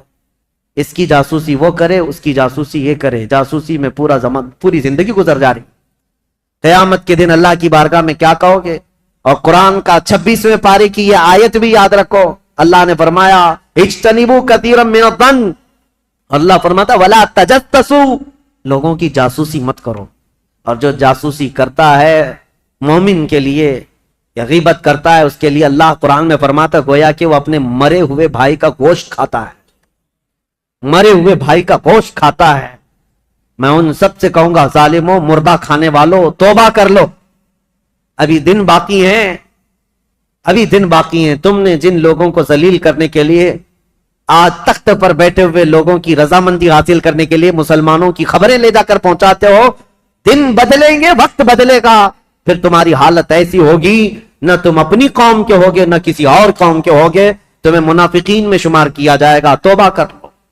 امام مسلم بن عقیل کی خبریں پہنچانے والا وہ ماکل غلام، اس کے ساتھ یہی ہوا 3000 درہم دے کر کے نذرانہ اور ساری رپورٹیں لا کر عبید اللہ بن زیاد کے پاس پہنچاتا تھا. عبید اللہ بن زیاد ساری باتیں سنتا رہا اور ہانی بن عروہ کو ایک دن بلا لیا. کہا ہانی بن عروہ سے اس کے پرانے تعلقات تھے، لیکن ہانی بن عروہ جب سے وہ آیا تھا ملنے نہیں گئے تھے. بلایا اچانک گورنر ہاؤس پہ، کہا کیا بات ہے ہانی بن عروہ، ہم سے ملاقات نہیں کر رہے ہو؟ کہا میں بیمار تھا اس لیے نہیں آیا. کہا بیمار نہیں، تم تو فتنوں میں مبتلا ہو، امیر المومنین کے خلاف فتنہ کرنے کا گھر کو اڈا بنا رکھا ہے. مسلم بن عقیل کو تم سہارا دیے ہوئے ہو، روزانہ پلاننگ کرتے ہو اپنے گھر میں اور خلافت کے خلاف لوگوں کو بغاوت پر ابھار رہے ہو.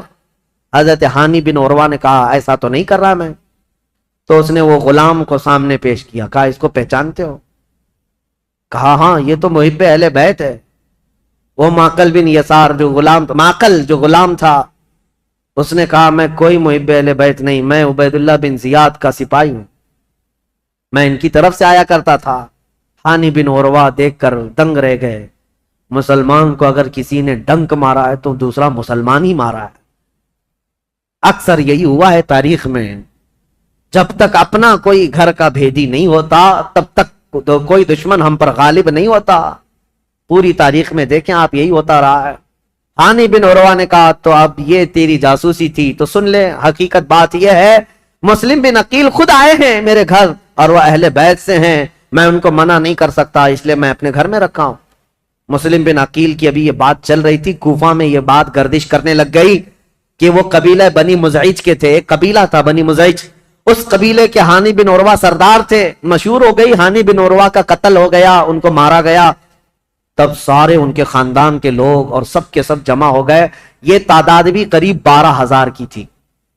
امام مسلم بن عقیل اس میں باہر نکل کر کے آگئے، کوفہ کے جتنے لوگ ہیں ان کو لے کر گورنر ہاؤس کا گھیراؤ کر لیا، سب کو باہر جمع کر لیا. امام مسلم بن عقیل نے کہا اس وقت تک نہیں جائیں گے جب تک ہانی بن عروہ کے قتل کے بارے میں ہم ابن زیاد سے بدلہ نہ لیں گے. کوفہ والے نعرہ لگاتے ہوئے آ گئے.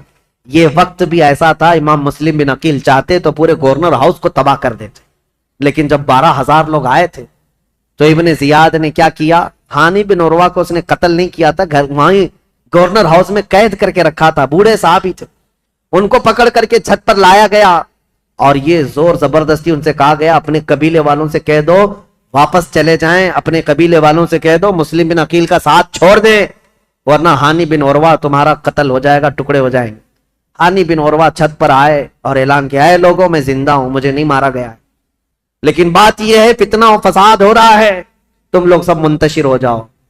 تو ابن زیاد کی طرف سے ایک آدمی کھڑا ہوا کہ اے بنی مزعج کے لوگوں، تم سے ابن زیاد کی کوئی دشمنی نہیں ہے، ہانی بن عروہ کا وہ دوست ہے، تم سب مسلم بن عقیل سے دور ہو جاؤ.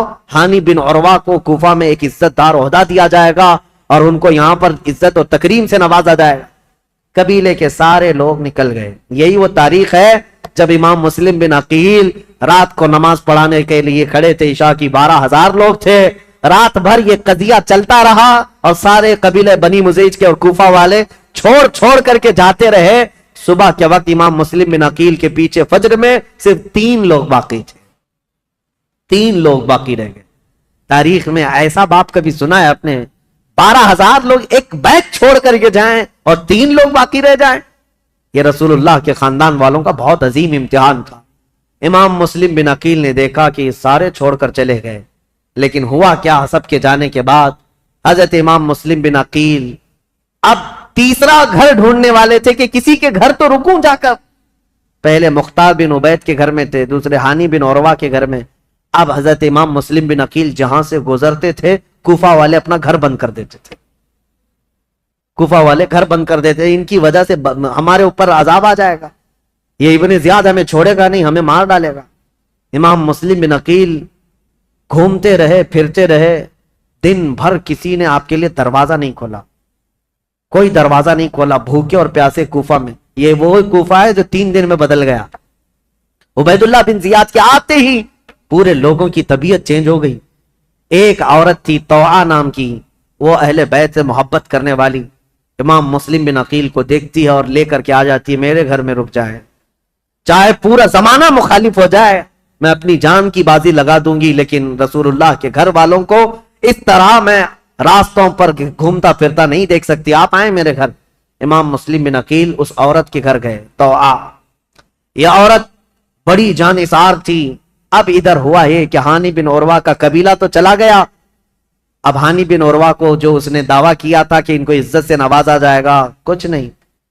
ان کو دوسرے دن کھڑا کیا گورنر ہاؤس میں، کہا مسلم بن عقیل کو میرے حوالے کر دو. ہانی بن عروہ نے کہا میں اپنا سارا گھر اور اپنی جان تیرے حوالے کر سکتا ہوں، مسلم بن عقیل کو تیرے حوالے نہیں کروں گا. اب ان کی دوستی بھی ختم ہو گئی. ہانی بن عروہ نے جب ایسی سختیاں کی تو عبید اللہ بن زیاد نے فوجیوں سے کہا کہ اس بوڑھے کو باہر لے جاؤ اور رسی سے باندھ کر کے راستوں پر کھینچو تاکہ کوفہ والے دیکھتے رہے. ہانی بن عروہ کو عبید اللہ بن زیاد کے ظالم فوجی رسیوں سے باندھ کر کوفہ کی گلیوں میں کھینچتے رہے. صحابی رسول ہیں، بوڑھے صحابی تھے، 80 سال کی عمر تھی. جب گلیوں میں کھینچا جاتا تھا وہ کھڑے ہو کر پوچھتے تھے، چیختے تھے، کوئی ہے، کوئی مجھے لاٹھی تو دے دے، کوئی رسی تو دے دے، میں کسی سے حفاظت کر لوں. ان کا خود کا قبیلہ بھی قریب آنے کو تیار نہیں. یہاں تک کہ گھماتے پھراتے ان کو گورنر ہاؤس پر لایا گیا. جب انہوں نے سخت جملے کہے، اے عبید اللہ بن زیاد سن لے، میں گواہی دیتا ہوں تو کذاب ابن کذاب ہے، اور جس کی خلافت کا تو دعویٰ کرتا ہے یزید وہ سب سے بڑا دجال ہے، کذاب ہے. اس بات پر عبید اللہ بن زیاد نے حکم دیا اور ہانی بن عروہ رضی اللہ تعالیٰ عنہ کو پٹک کر کے قتل کر دیا گیا. صحابی رسول کو شہید کر دیا گیا. میرے عزیزوں، یہاں سے کوفہ میں جو اہل بیت اطہار کے جانثاروں کی شہادت شروع ہوئی، اس میں پہلے ہانی بن عروہ تھے اور اس کے بعد وہ مسلم بن اوسجہ اسدی جو محب اہل بیت تھے، ان کا قتل ہوا. پھر آپ ڈھونڈنے کے لیے بھیجا کہ جہاں کہیں مسلم بن عقیل ہیں ان کو ڈھونڈ کر کے لاؤ. یہ حالات ہوتے رہے اور طوعا نام کی عورت کے گھر مسلم بن عقیل تھے. اتفاق ایسا کہ اس طوعا نامی عورت کا جو بیٹا تھا محمد بن اشعث، وہ ابن زیاد کے درباری تھا، فوجی تھا. اور اس کو خبر ملی تو ابن زیاد سے آ کر کے کہا میری ماں نے پناہ دے رکھی ہے مسلم بن عقیل کو، لیکن میری ماں بہت ڈھیٹ ہے، مانے گی نہیں، وہ مجھ سے بھی لڑ جائے گی، مسلم بن عقیل کو حوالے نہیں کریں. تو کیا کیا جائے؟ ابن زیاد نے پوچھا تو اس نے کہا بیٹے نے میرے ساتھ 10 فوجیوں کو بھیجو، کسی نہ کسی طرح گرفتار کر کے لاؤں گا. تو 10 فوجیوں کو یا 12 فوجیوں کو لے کر یہ محمد بن اشعث آیا اور اپنی ماں سے آ کر کہا کہ ماں تو ایک مجرم کو پناہ دی ہے، ماں تو نے ایک غدار کو اور دھوکے باز کو اور خلافت کے باغی کو پناہ دیا ہے، تجھے پتہ نہیں انجام کیا ہے. تو آپ باہر نکلی اور کہا مجھے افسوس ہے اس دن پر جس دن میں نے تجھے دودھ پلایا تھا، اس دن پر مجھے افسوس ہے، اور تو کہتا ہے میں نے باغی کو پناہ دی ہے. نہیں، در حقیقت میں نے رسول اللہ کے گھر کو اپنے گھر میں بسایا ہے، میں نے رسول اللہ کے گھر کو اپنے گھر میں بسایا ہے. مسلم بن عقیل تیرے حوالے نہیں ہوں گے. اپنے بیٹے سے وہ لڑ گئی. اب یہ 12 لوگ امام مسلم بن عقیل کو پکڑنے آئے تو پہلی مرتبہ امام مسلم بن عقیل کو تلوار نکالنی پڑی. کوفہ میں پہلی مرتبہ جب تلوار نکالی تو یہی 10-12 سے آپ کا مقابلہ ہوا. اور یہ 10-12 کیا، یہ حیدر کرار رضی اللہ تعالیٰ عنہ کے گھر کا شعر ہے. مسلم بن عقیل کی تلوار چمکتی تھی اور سامنے وہ بھاگے پھرتے تھے کتوں کی طرح, کوئی پکڑنے کو آتا نہیں تھا. یہاں تک کہ ایک شخص قریب آیا اور امام مسلم بن عقیل پر حملہ کرنے لگا. آپ کا اس کی تلوار منہ پر گری جس سے آپ کا ہونٹ کٹ گیا. امام مسلم بن عقیل کا ہونٹ کٹ گیا. امام مسلم بن عقیل, سخت شدت کی دھوپ ہے اس دن, طوعا نامی خاتون سے کہتے ہیں اے محب اہل بیت, جانثاران اہل بیت کی خاتون, مجھے تھوڑا پانی دے دے, میں پانی پیوں گا اور ان کا کام تمام کروں. خاتون پانی لائی, ایک کھٹورے میں پانی لائی. امام مسلم بن عقیل پانی کے لیے جیسی کھٹوری آگے کرتے ہیں, خون پورا اس پانی میں گرتا. آپ نے پانی پھینک دیا کہ خون کا قطرہ پانی میں مل جائے تو حرام ہے, پانی نہیں پیا جا سکتا, خون پینا حرام ہے. دوسری کھٹوری لائی گئی. آپ جب لبہوں کے قریب لگاتے اس میں بھی خون ٹپکتا تھا. آپ نے وہ پانی بھی چھوڑ دیا, کہا صاف پانی پینا مسلمان کے لیے حلال ہے, خون جس پانی میں مل جائے وہ حرام ہے, میں حرام پانی اخیر وقت نہیں پی سکتا. تیسری مرتبہ لایا گیا, تیسری مرتبہ بھی وہ کھٹوری خون سے لال ہو گئی. آپ نے رکھ دیا اور کہا شاید اب میری زندگی میں دنیا کا پانی نہیں ہے. امام مسلم بن عقیل لڑنے کے لیے پھر باہر آئے تو ان ظالموں نے کیا کہا, محمد بن اشعث وغیرہ نے کہا مسلم ہم تم سے لڑنا نہیں چاہتے, امان دیتے ہیں. ایک شخص اس میں سے کہا میں امان دیتا ہوں, بس بات اتنی ہے کہ تم چلو عبید اللہ بن زیاد کے سامنے, تمہارے آمنے سامنے گفتگو ہو جائے, ہم اتنا ہی کہتے ہیں. جیسے آج بھی آتے ہیں نا پولیس والے, صرف بات کرنا ہے, بات کرنے کے لیے جانا ہے. امام مسلم بن عقیل سے کہا صرف بات کرنے کے لیے چلو. اور اس وقت عربوں میں امان دینے کا مطلب یہ ہوتا ہے کہ پھر جنگ نہیں ہوتی, اور اس کے لیے جس نے امان دیا وہ تلوار اٹھا لیتا. عرب میں یہ دستور تھا. تو امام مسلم بن عقیل نے اپنی تلوار چھوڑ دی, کہا چلو ٹھیک ہے تم نے امان دے دی, میں چلتا ہوں ابن زیاد کے پاس گفتگو کروں گا. جب جانے لگے اور اس وقت جیسے ہی ان کی بگی میں بٹھایا گیا, گھوڑے پر بٹھایا گیا, تو ظالموں نے پیچھے سے ان کے ہاتھ باندھنا شروع کر دیا. امام مسلم بن عقیل کے ہاتھ باندھے. آپ نے پوچھا جب تم نے امان دے دیا اور صرف بات ہی کرنا ہے تو پھر یہ ہاتھ باندھنا کیوں شروع کیا, یہ پہلی غداری ہے تمہاری. کہا نہیں ابن زیاد کے پاس چلو. جب وہاں پہنچے تو آپ کو اس انداز سے نہیں لے جایا گیا جیسے بلایا گیا تھا, کھینچ کر کے بے عزتی کے ساتھ لایا گیا, عبید اللہ بن زیاد کے سامنے لایا گیا. اب یہ جو مکالمہ ہوا ہے, جو گفتگو ہوئی ہے, ابن زیاد نے اب گفتگو شروع کی اور کہا اے مسلم بن عقیل کیا تم یہ فتنہ پروری کر رہے ہو؟ یہاں کے لوگ امن و امان میں تھے, یہاں کے لوگ حسب عادت بہت اچھے مزاج کے تھے, اور تم نے آ کر فتنہ ڈال دیا اور حقیقی خلیفہ کے خلاف بغاوت کیا. امام مسلم بن عقیل نے کہا نہ ہم فتنہ کرنے کے لیے آئے اور نہ یہاں کے لوگ امن و امان میں تھے. ہم کو یہ خبر دی گئی کہ یہاں تیرے باپ کی حکومت ظلم کے ساتھ قائم کی گئی ہے اور ان کے ساتھ کوفہ والوں کے ساتھ ظلم ہوتا تھا.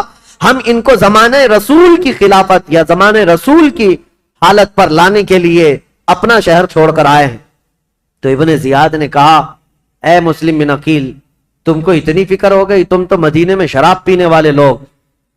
مسلم بن عقیل نے مسکرا کر کہا پورا زمانہ گواہ ہے رسول اللہ کا گھرانہ شراب تو دور کی بات, میری کھٹوری میں خون کا قطرہ گرا تھا, میں نے وہ پھینک دیا ہے.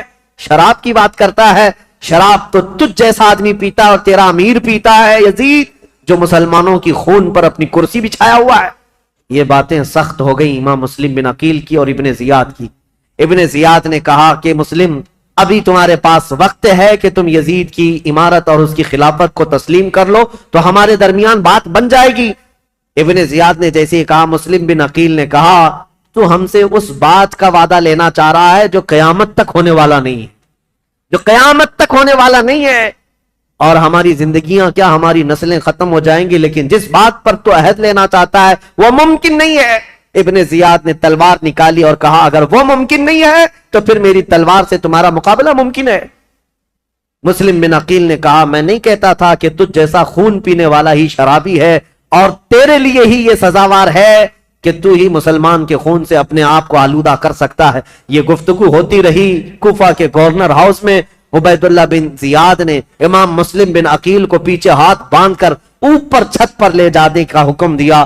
جلاد کو بلایا اور جلاد کو بلانے کے بعد امام مسلم بن عقیل کی ہڈیاں توڑی گئیں، آپ کی ہڈیاں توڑی گئیں، اور اس کے بعد امام مسلم بن عقیل کو قتل کر کے گورنر ہاؤس کے اوپر سے پھینکا گیا، آپ کا سر مبارک الگ اور جسم مبارک الگ پھینکا گیا تھا۔ انا للہ و انا الیہ راجعون۔ یہ خاندان نبوت کے پہلے شہید ہیں، پہلے شہید کوفہ میں جنہوں نے دم توڑ دیا۔ لیکن جانتے ہو گورنر ہاؤس میں مسلم بن عقیل کی یہ حالت تھی کہ جب آپ کے ہاتھ باندھ کر کے آپ کو اوپر لے جایا جا رہا تھا تو کئی لوگ وہاں موجود تھے، ان کی طرف دیکھ دیکھ کر کے امام مسلم بن عقیل کہہ رہے تھے، اے لوگوں، دنیا کا یہ دستور ہے، قیصر اور کسریٰ جیسے ظالم بادشاہ بھی جب کسی کو پھانسی دیتے تو پھانسی دینے سے پہلے اس سے پوچھ لیتے تیری کوئی خواہش ہے تو بتا دے، یہ کیسی حکومت تمہاری آ گئی، کیا مجھ سے کوئی پوچھنے والا نہیں ہے؟ تو لوگ کہتے اگر کوئی چیز جانتے چاہتے ہو تو بتاؤ۔ امام مسلم بن عقیل یہ کہہ رہے تھے، میں یہ نہیں چاہتا کہ میرے بچوں کی دیکھ بھال ہو، میں یہ نہیں چاہتا کہ میرے گھر بار میری جائیداد کا خیال ہو، میں یہ بھی نہیں چاہتا کہ میرے بعد میری خبر مدینے پہنچائی جائے، بس اتنی خواہش ہے میری موت سے پہلے حسین ابن علی کو یہ پیغام پہنچا دو کہ وہ کوفہ جیسے بددیانت شہر میں کبھی نہ آئے، میرا یہ پیغام پہنچا دو کہ وہ اس شہر میں نہ آنے پائیں، اس لیے کہ اس نواز رسول کے ساتھ اگر ایسا ہوا جیسا میرے ساتھ ہو رہا ہے تو قیامت کے دن میں ان کو کیا منہ دکھاؤں گا۔ حسین اگر مجھ سے یہ پوچھے کہ اے مسلم تمہارے خط کی وجہ سے میں آیا تھا اور میرے ساتھ کوفہ والوں نے کیا کیا، اگر حسین ابن علی مجھ سے یہ پوچھ لیں تو میں کیا جواب دوں گا، اس لیے کہ اب تک میں 2 خط لکھ چکا ہوں کہ کوفہ کے حالات بڑے اچھے ہیں، اس لیے اے لوگوں میرا یہ پیغام پہنچا دو حسین ابن علی کوفہ کی طرف نہ آئیں۔ کوفہ کے گورنر ہاؤس میں بیٹھے ہوئے لوگ پھٹا مار کر ہنسنے لگے اور کہا، مسلم بن عقیل تمہاری یہ خواہش پوری نہیں کی جائے گی اور نہ ہی یہ پیغام حسین تک پہنچایا جائے گا، جاؤ تم پھانسی کے پھندے پر، اگر حسین آتے ہیں تو انہیں بھی اسی طرح کا مزہ چکھایا جائے گا۔ امام مسلم بن عقیل کی شہادت ہو گئی، اور جیسے ہی ان کی شہادت ہوئی میرے عزیزوں، ہانی بن عروہ جو ان کے جانثار تھے، ان کے محب تھے، ان کا قتل ہوا، مسلم بن اوسجہ کا قتل ہوا، اب مسلم بن عقیل کا قتل ہوا۔ اتنا ہی نہیں کہ گورنر ہاؤس سے ان کی لاش پھینکی گئی تھی، ہڈیاں توڑی گئی تھی، اتنا ہی نہیں، مجھے بتانے میں درد محسوس ہوتا ہے، رونگٹے کھڑے ہو جاتے ہیں۔ مسلم بن عقیل کی لاش کو گورنر ہاؤس پر لٹکایا گیا۔ کوفہ والے دیکھتے رہو، جو بغاوت کرے گا اس کا انجام یہی ہوگا، جو ہمارے امیر کے خلاف کھڑا ہوگا اس کے ساتھ ہم یہی برتاؤ کریں گے۔ میں یہ کہتا ہوں اے مسلمانوں، اس واقعے کو بار بار یاد کرنا، موب لنچنگ یہ آج کی تاریخ نہیں ہے، کوفہ والوں نے بہت پہلے شروع کر رکھا تھا۔ آج کے یہ کتے بھیڑیے جب کسی مسلمان پر حملہ آور ہوتے ہیں اور مار مار کر کے گوشت کے نام پر، گائے کے گوشت کے نام پر، پتہ نہیں کس کس چیز کے نام پر، کیا ہمارے ملک میں یہ حالات نہیں ہوتے؟ پہلو خان، جنید خان، پتہ نہیں کتنے ایسے نوجوانوں کو بے گناہ مار دیا گیا موب لنچنگ کے ذریعے، اور کبھی کسی کو گرفتار کر کے زبردستی ان کو مار کر کے یہ کہا جائے بولو ہمارے بھگوان کا نام۔ یہ سب جو حالات ہوئے، اور پھر یہ کتے ظالم کرتے کیا ہیں، ویڈیو بنا کر کے اس کو وائرل کریں، اور مسلمان بھی شیئر کرتے، فارورڈ کرتے رہتے ہیں، اور یہ ان کا مقصد یہ ہے کہ تمہارے دلوں میں دہشت پیدا کی جائے، ارے ان کے ساتھ اگر ایسا کیا جائے تو ایسا کر دیں گے، ویسا کر دیں، پھر ہوگا کیا؟ ٹوپی چھپا کر گھومو، داڑھی چلا کر گھومو۔ نہیں، ہم تو سیکولر لوگ ہیں، ہم تو سیکولر لوگ ہیں، کہیں سے ہمیں مسلمان دکھنا نہیں ہے، نام بھی ایسا رکھو کہ کوئی پہچان نہ سکے۔ یہ تمہاری حالتیں اسی دہشت کی وجہ سے آنے لگ گئی۔ میرے عزیزو، یہ نئی باتیں نہیں ہمارے ملک کے لیے یا ہماری تاریخ میں۔ ہمارے کسی بچے کو گرفتار کر کے موب لنچنگ کرنا، کتے اور بھیڑیے اس پر حملہ آور ہو جائیں، ایک نہتے کو مار کر لٹکا دینا، یہ آج کی بات نہیں۔ تمہیں پتا ہے، میں رک کر کے تھوڑی سی اور تاریخ بتا دوں۔ عبداللہ بن زبیر، تاریخ اگر آگے بیان ہوتی تو انشاءاللہ ان کا بھی دور آتا یزید کے بعد۔ عبداللہ بن زبیر جو مکہ میں تھے، یہ کون ہے عبداللہ بن زبیر؟ یہ حضرت ابو بکر صدیق کے نواسے، ان کی ماں اسما بنت ابو بکر اور باپ زبیر بن عوام، رسول اللہ کے عشرہ مبشرہ صحابہ میں سے، ان کے بیٹے، ماں صدیق اکبر کی بیٹی اور باپ رسول اللہ کی پھوپھی کے بیٹے، یہ عبداللہ بن زبیر۔ ان کے ساتھ جو ہوا تھا پتہ ہے، یزید کے دور کا ہی ایک گورنر حجاج بن یوسف عبداللہ بن زبیر سے مکہ میں 40 دن تک لڑا تھا، جس کی لڑائی کی وجہ سے خانہ کعبہ کا غلاف جل گیا تھا اور حجر اسود کو نقصان پہنچا تھا، اور وہ جنتی دمبا جو حضرت اسماعیل علیہ السلام کے قربانی کے وقت جنت سے لایا گیا تھا، وہ دمبے کا جو اس کے سینگ تھے، جو نشانیاں تھی وہ جل گئی تھی، ختم ہو گئی تھی۔ اتنے بڑے واقعات پیش آئے عبداللہ بن زبیر کے زمانے میں، اور ہوا کیا تھا پتا ہے؟ وہ تھک ہار کر کے گھر کے اندر آئے۔ اسما بنت ابو بکر اس وقت ان کی عمر 90 سال کے قریب تھی، تقریباً 90 سال کے قریب کی عمر ہے حضرت اسما کی، یا 80 سال کی عمر ہے۔ بیٹا جب تھک کر آیا تو اسما بنت ابو بکر اٹھاتی ہیں اور کہتی ہیں، بیٹا شیروں کو یہ زیب نہیں دیتا کہ وہ جھوپڑی کے سائے میں بیٹھے، تو بوڑھی ماں کی فکر نہ کر، دین اسلام کی فکر کر۔ بیٹے کو بھیج دیا اور بیٹا شہید ہو گیا تھا۔ عبداللہ بن زبیر قتل ہو گئے تھے۔ آپ کو ایسا لگ رہا ہوگا کربلا کے واقعات میں بیچ میں کہاں سے آئے؟ یہ اس لیے بتا رہا ہوں، ماب لنچنگ کا دور اور ماب لنچنگ جو ہو رہی ہے اس کے متعلق کہہ رہا ہوں۔ عبداللہ بن زبیر کو قتل تو کیا حجاج بن یوسف نے، لیکن جانتے ہو ان کی لاش کو 40 دن تک ایک کھمبے پر باندھ کر لٹکایا گیا تھا، 40 دن تک لٹکایا گیا تھا، اور تاریخ میں موجود ہے۔ لیکن وہ پورا جسم 40 دن تک تر و تازہ تھا، ہر دن خون کا قطرہ ٹپکتا تھا اور جسم اسی طرح تر و تازہ تھا، نہ جسم میں کوئی سڑن، کوئی بدبو، نہ ہی بوسیدگی، کچھ نہیں۔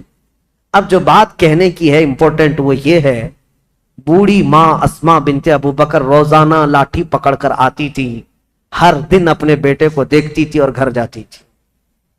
لاش لٹکی ہوئی ہے اور ماں روزانہ دیکھتی تھی اور گھر جاتی تھی۔ 40 دن گزرنے کو آئے، تب اسما بنت ابو بکر نے کیا کہا تھا پتا ہے؟ اپنی لاٹھی پکڑ کر کے کہا تھا، 80-90 سال کی خاتون، اے مکہ والو، اس دولہے کا سواری سے اترنے کا وقت کب آئے گا؟ کیا ابھی وہ وقت نہیں آیا کہ یہ دولہا اپنی سواری سے اتر جائے؟ بیٹے کی لاش کھمبے سے لٹکی ہوئی ہے، لیکن ماں اس وقت تک ہمت نہیں ہارتی، لوگوں سے کہتی ہے میرا بیٹا دولہا ہے اور سواری پر سوار ہے۔ پھر 40 دن کے بعد ان کی لاش کو لا کر دفن کیا گیا تھا۔ یہ باتیں اس لیے میں عرض کر رہا ہوں کہ تمہارے جذبے جوان رہیں۔ ہمارے لیے موت، ہمارے لیے کسی کا کٹ جانا، مر جانا ہمارے حوصلوں کو توڑنے والا نہیں ہونا چاہیے۔ اسی لیے اکثر میں تقریروں میں کہتا ہوں، ان ظالم بھیڑیوں سے اور کتوں سے یہ بتاؤ، اگر میری گردن کل کو کاٹ دی جاتی ہے، مجھے پھانسی پر چڑھایا جاتا ہے، یہ ہرگز مت سمجھنا کہ تم نے اسلام کو ختم کر دیا یا اسلام کا نقصان پہنچا دیا یا مسلمانوں کو ختم کر دیا، ہرگز نہیں۔ ہمارا تو یہ ماننا ہے اسلام زندہ ہوتا ہے ہر کربلا کے بعد۔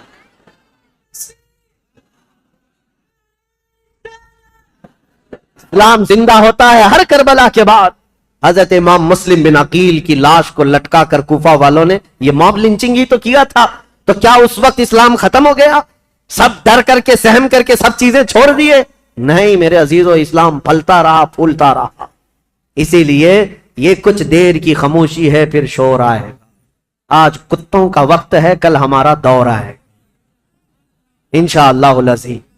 امام مسلم بن عقیل کی شہادت کے بعد جو ہولناک مناظر پیش آئے کوفہ کی سرزمین پر، وہ بیان سے باہر ہیں میرے عزیزو۔ اب میں رلانے کے لیے بیان نہیں کرتا، لیکن غم ہمارا قدرتی ہے، غم ہمارا فطرتی ہے، آ جاتا ہے۔ میں تو بیان اس لیے کرتا ہوں کہ ہمارے بچے جوان رہیں اور بوڑھے بھی جوان رہیں۔ کربلا کی داستان سن کر ڈر کر کے، سہم کر کے، حالات سے سمجھوتا کرنے والی باتیں نہ کریں، بلکہ ہمیشہ ایک بات یاد رکھیں، تلوے چاٹنے والوں کی تاریخ نہیں لکھی جاتی، باطل سے ٹکرانے والوں کی تاریخ لکھی جاتی ہے۔ یہ کوئی کمال کی بات نہیں، آج جو حکومت میں ہے اس کے تلوے چاٹیں، اس کی جوتیاں اٹھائیں۔ یہ چڑھتے سورج کو پوجا کرنے والے لوگ ہر زمانے میں آتے رہیں گے، ان کا نام و نشان نہیں ہوتا۔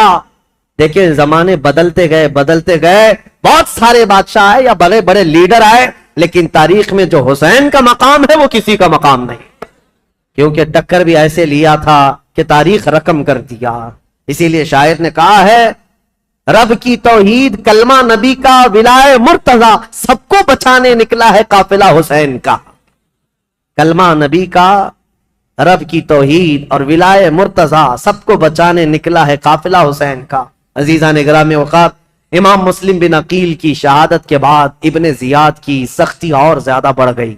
یہ وہ حرام الدہر شخص تھا جس کے متعلق صحابہ بھی کہتے تھے کہ ابن دجانہ، اس کو ابن مرجانہ کہا جاتا تھا، ایک ایسی عورت کا بیٹا جس کو زانیہ کہا جاتا.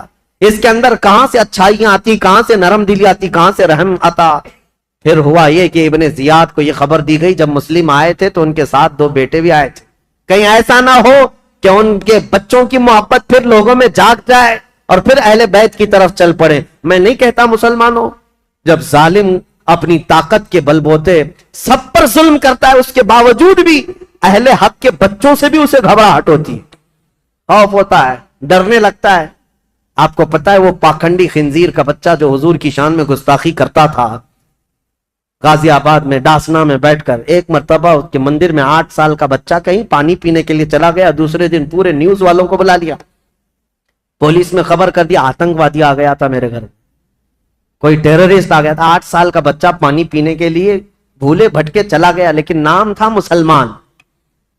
تو ہم یہ کہتے ہیں میرے عزیزو، یہ جو ڈراؤنا خواب ہے، تمہارے پاس ساری طاقت، ساری قوت، سارا عہدہ، سارا ڈپارٹمنٹ، سب کچھ ہے، لیکن پھر بھی دیکھو اہل حق کا 8 سالہ بچہ بھی تمہیں بم لگتا ہے.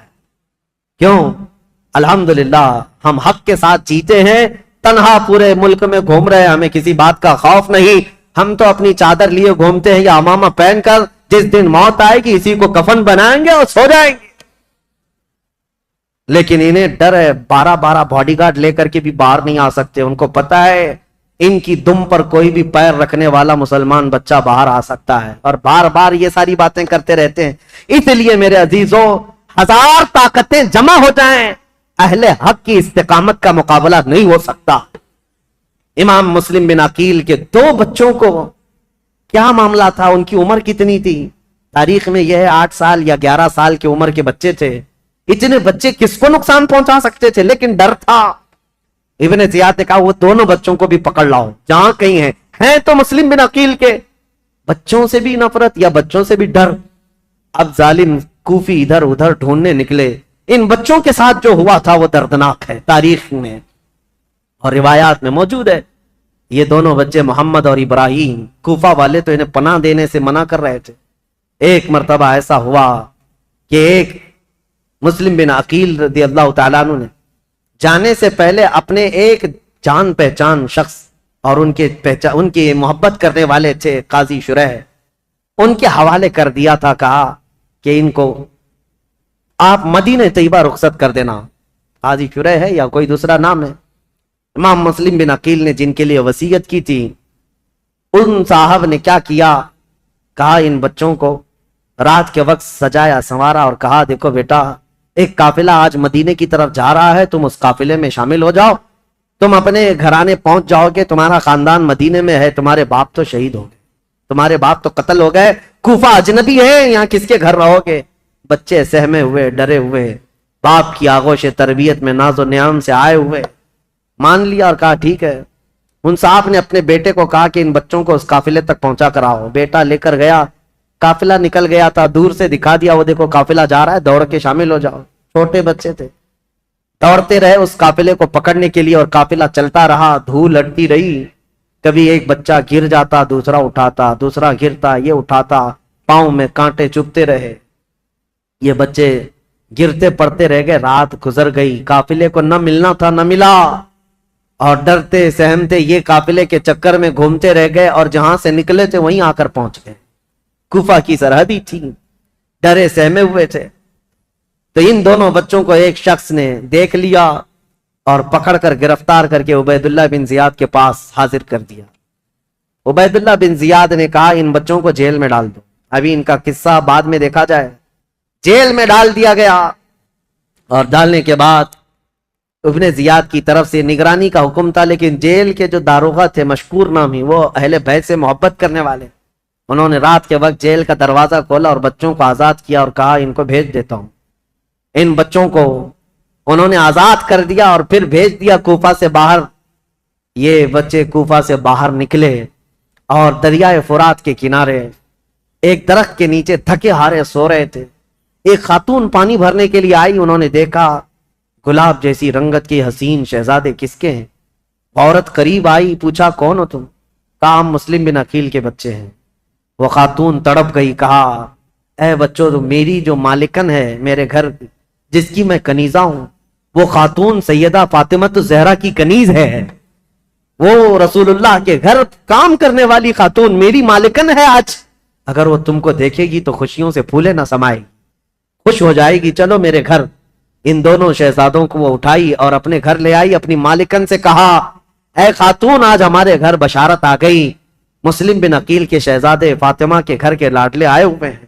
وہ خاتون دیکھتی ہے، وہ تو خوشیوں میں وجد کرنے لگتی ہے، میرا گھر آج بہاروں سے بھر گیا، میں رسول اللہ کے خاندان کو اپنے گھر کب لا سکتی تھی، آج میری قسمت جاگ گئی. بچوں کو نہلایا دھلایا اور انہیں گرم کھلایا اور کہا بچوں تمہیں کسی بات کی فکر نہیں، تم میرے گھر آرام کرو، جب مناسب ہوگا میں تمہیں خود لے جا کر مدینے چھوڑ آؤں گی. اس خاتون کی بے پناہ محبت تھی ان شہزادوں سے. لیکن تاریخ میں ایک عجیب اتفاق رہا ہے، شیطان کے گھر کبھی ولی اور کبھی ولی کے گھر شیطان. یہ رشتے دیکھنے کو ملے ہیں اس محب اہل بیت خاتون کے گھر. اس کا جو شوہر تھا حارث نام کا، یہ بدبخت لالچی آدمی تھا، یہ دن بھر عبید اللہ بن زیاد کا دیا ہوا انعام کا لالچ لے کر گھوم رہا تھا. لوگ جگہ جگہ گلیوں میں یہ بات مشہور ہو چکی تھی کہ عبید اللہ بن زیاد نے جن 2 بچوں کو گرفتار کر کے جیل میں رکھا تھا اور داروغہ نے ان جیل کے دروازوں کو کھول کر بچوں کو آزاد کر دیا، بچے بھاگ گئے. لیکن ہوا کیا، ابن زیاد نے داروغہ کو بلایا، مشکور کو پوچھا کیا کیا، کہا میں نے بچوں کو چھوڑ دیا. کہا کیوں چھوڑ دیا، کہا اس لیے چھوڑ دیا کہ کل قیامت کے دن اگر میرا نام دوزخیوں کے درمیان آ جائے تو رسول اللہ کی بارگاہ میں یہ عرض کروں گا اے اللہ کے نبی میں تمہارے شہزادوں کو جیل سے چھوڑا تھا، آج مجھے جہنم سے آزادی مل جائے، میں تو اس تمنا کو لے کر آزاد کیا.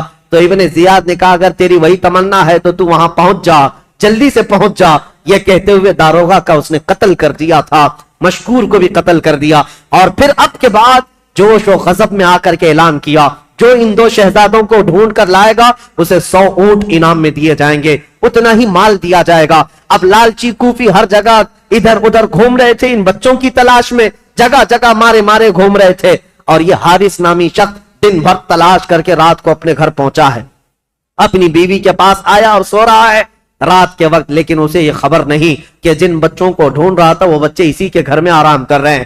خاتون تو جانثاران اہل بیت میں سے تھی، محبان اہل بیت میں سے تھی. اس خاتون نے تو حق ادا کیا تھا محبت اہل بیت کا، بچوں کو کھلایا پلایا اور سلایا. بچے نرم و نازک بستر پر سوئے تھے. رات کو ان دونوں شہزادوں نے خواب دیکھا. حضرت محمد جو بڑے صاحبزادے تھے، ابراہیم جو چھوٹے صاحبزادے تھے، خواب میں دیکھا اپنے باپ کو.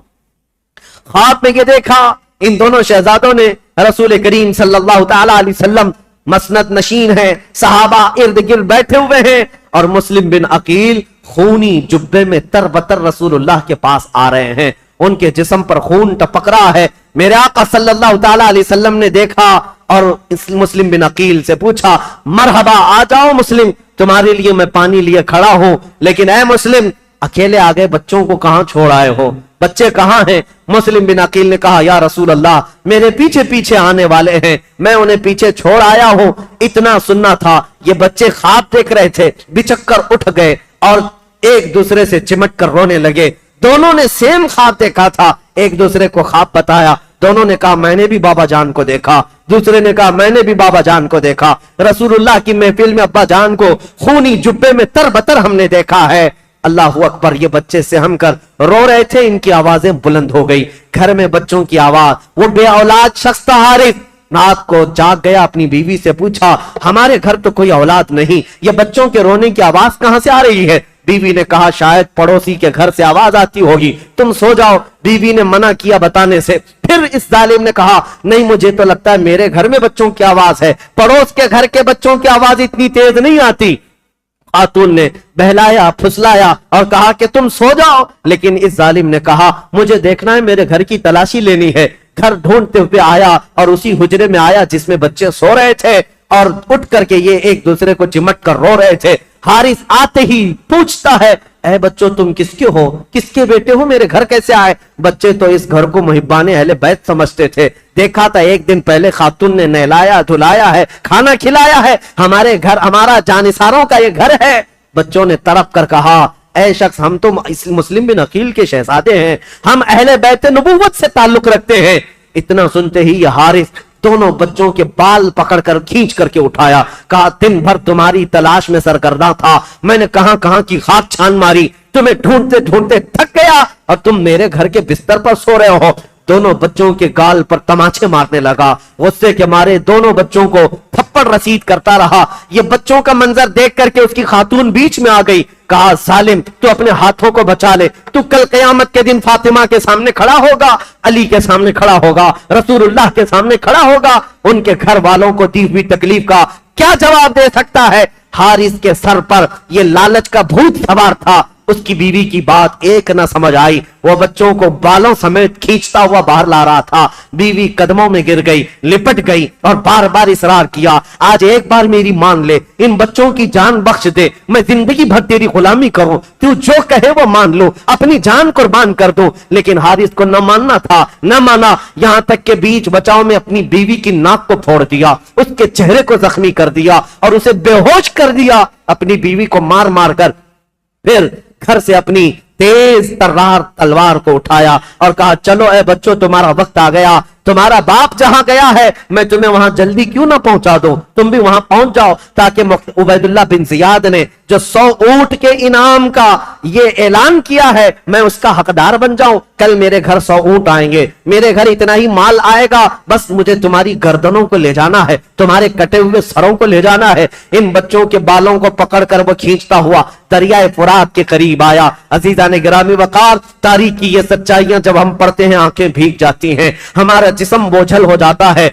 कलेजा मुंह को आता है। इन बच्चों की उस वक्त भी मोहब्बत ये थी, दोनों एक दूसरे से लिपटे हुए। हारिस से क्या कहते हैं मोहम्मद जो बड़े साहबजादे थे, वो ये कहते हारिस एक बात कहता हूं, मेरी आखिरी ये बात सुन ले, इसलिए कि पहले जब तू तलवार चलाए तो मेरी गर्दन पर मार देना, इसलिए कि ये छोटा जो है इसका कत्ल मैं देख ना सकूंगा, मैं इसके कत्ल को अपनी आंखों से गवारा न कर सकूंगा। छोटे ने बढ़ करके उसको थाम लिया और कहा हारिस हरगिज मेरे भाई की मत सुनना, इसलिए कि पहली तलवार मेरी गर्दन पर चलाना, मैं अपने बड़े भाई के कत्ल को देख ना सकूंगा। हमारे बाप वैसे ही पहले मारे जा चुके हैं, उनको गवर्नर हाउस से पटक कर उनकी हड्डियां तोड़ी जा चुकी हैं, हम उस गम से अभी बाहर ना निकल पाए, हमारे भाइयों की मौत हमारे सामने ना हो।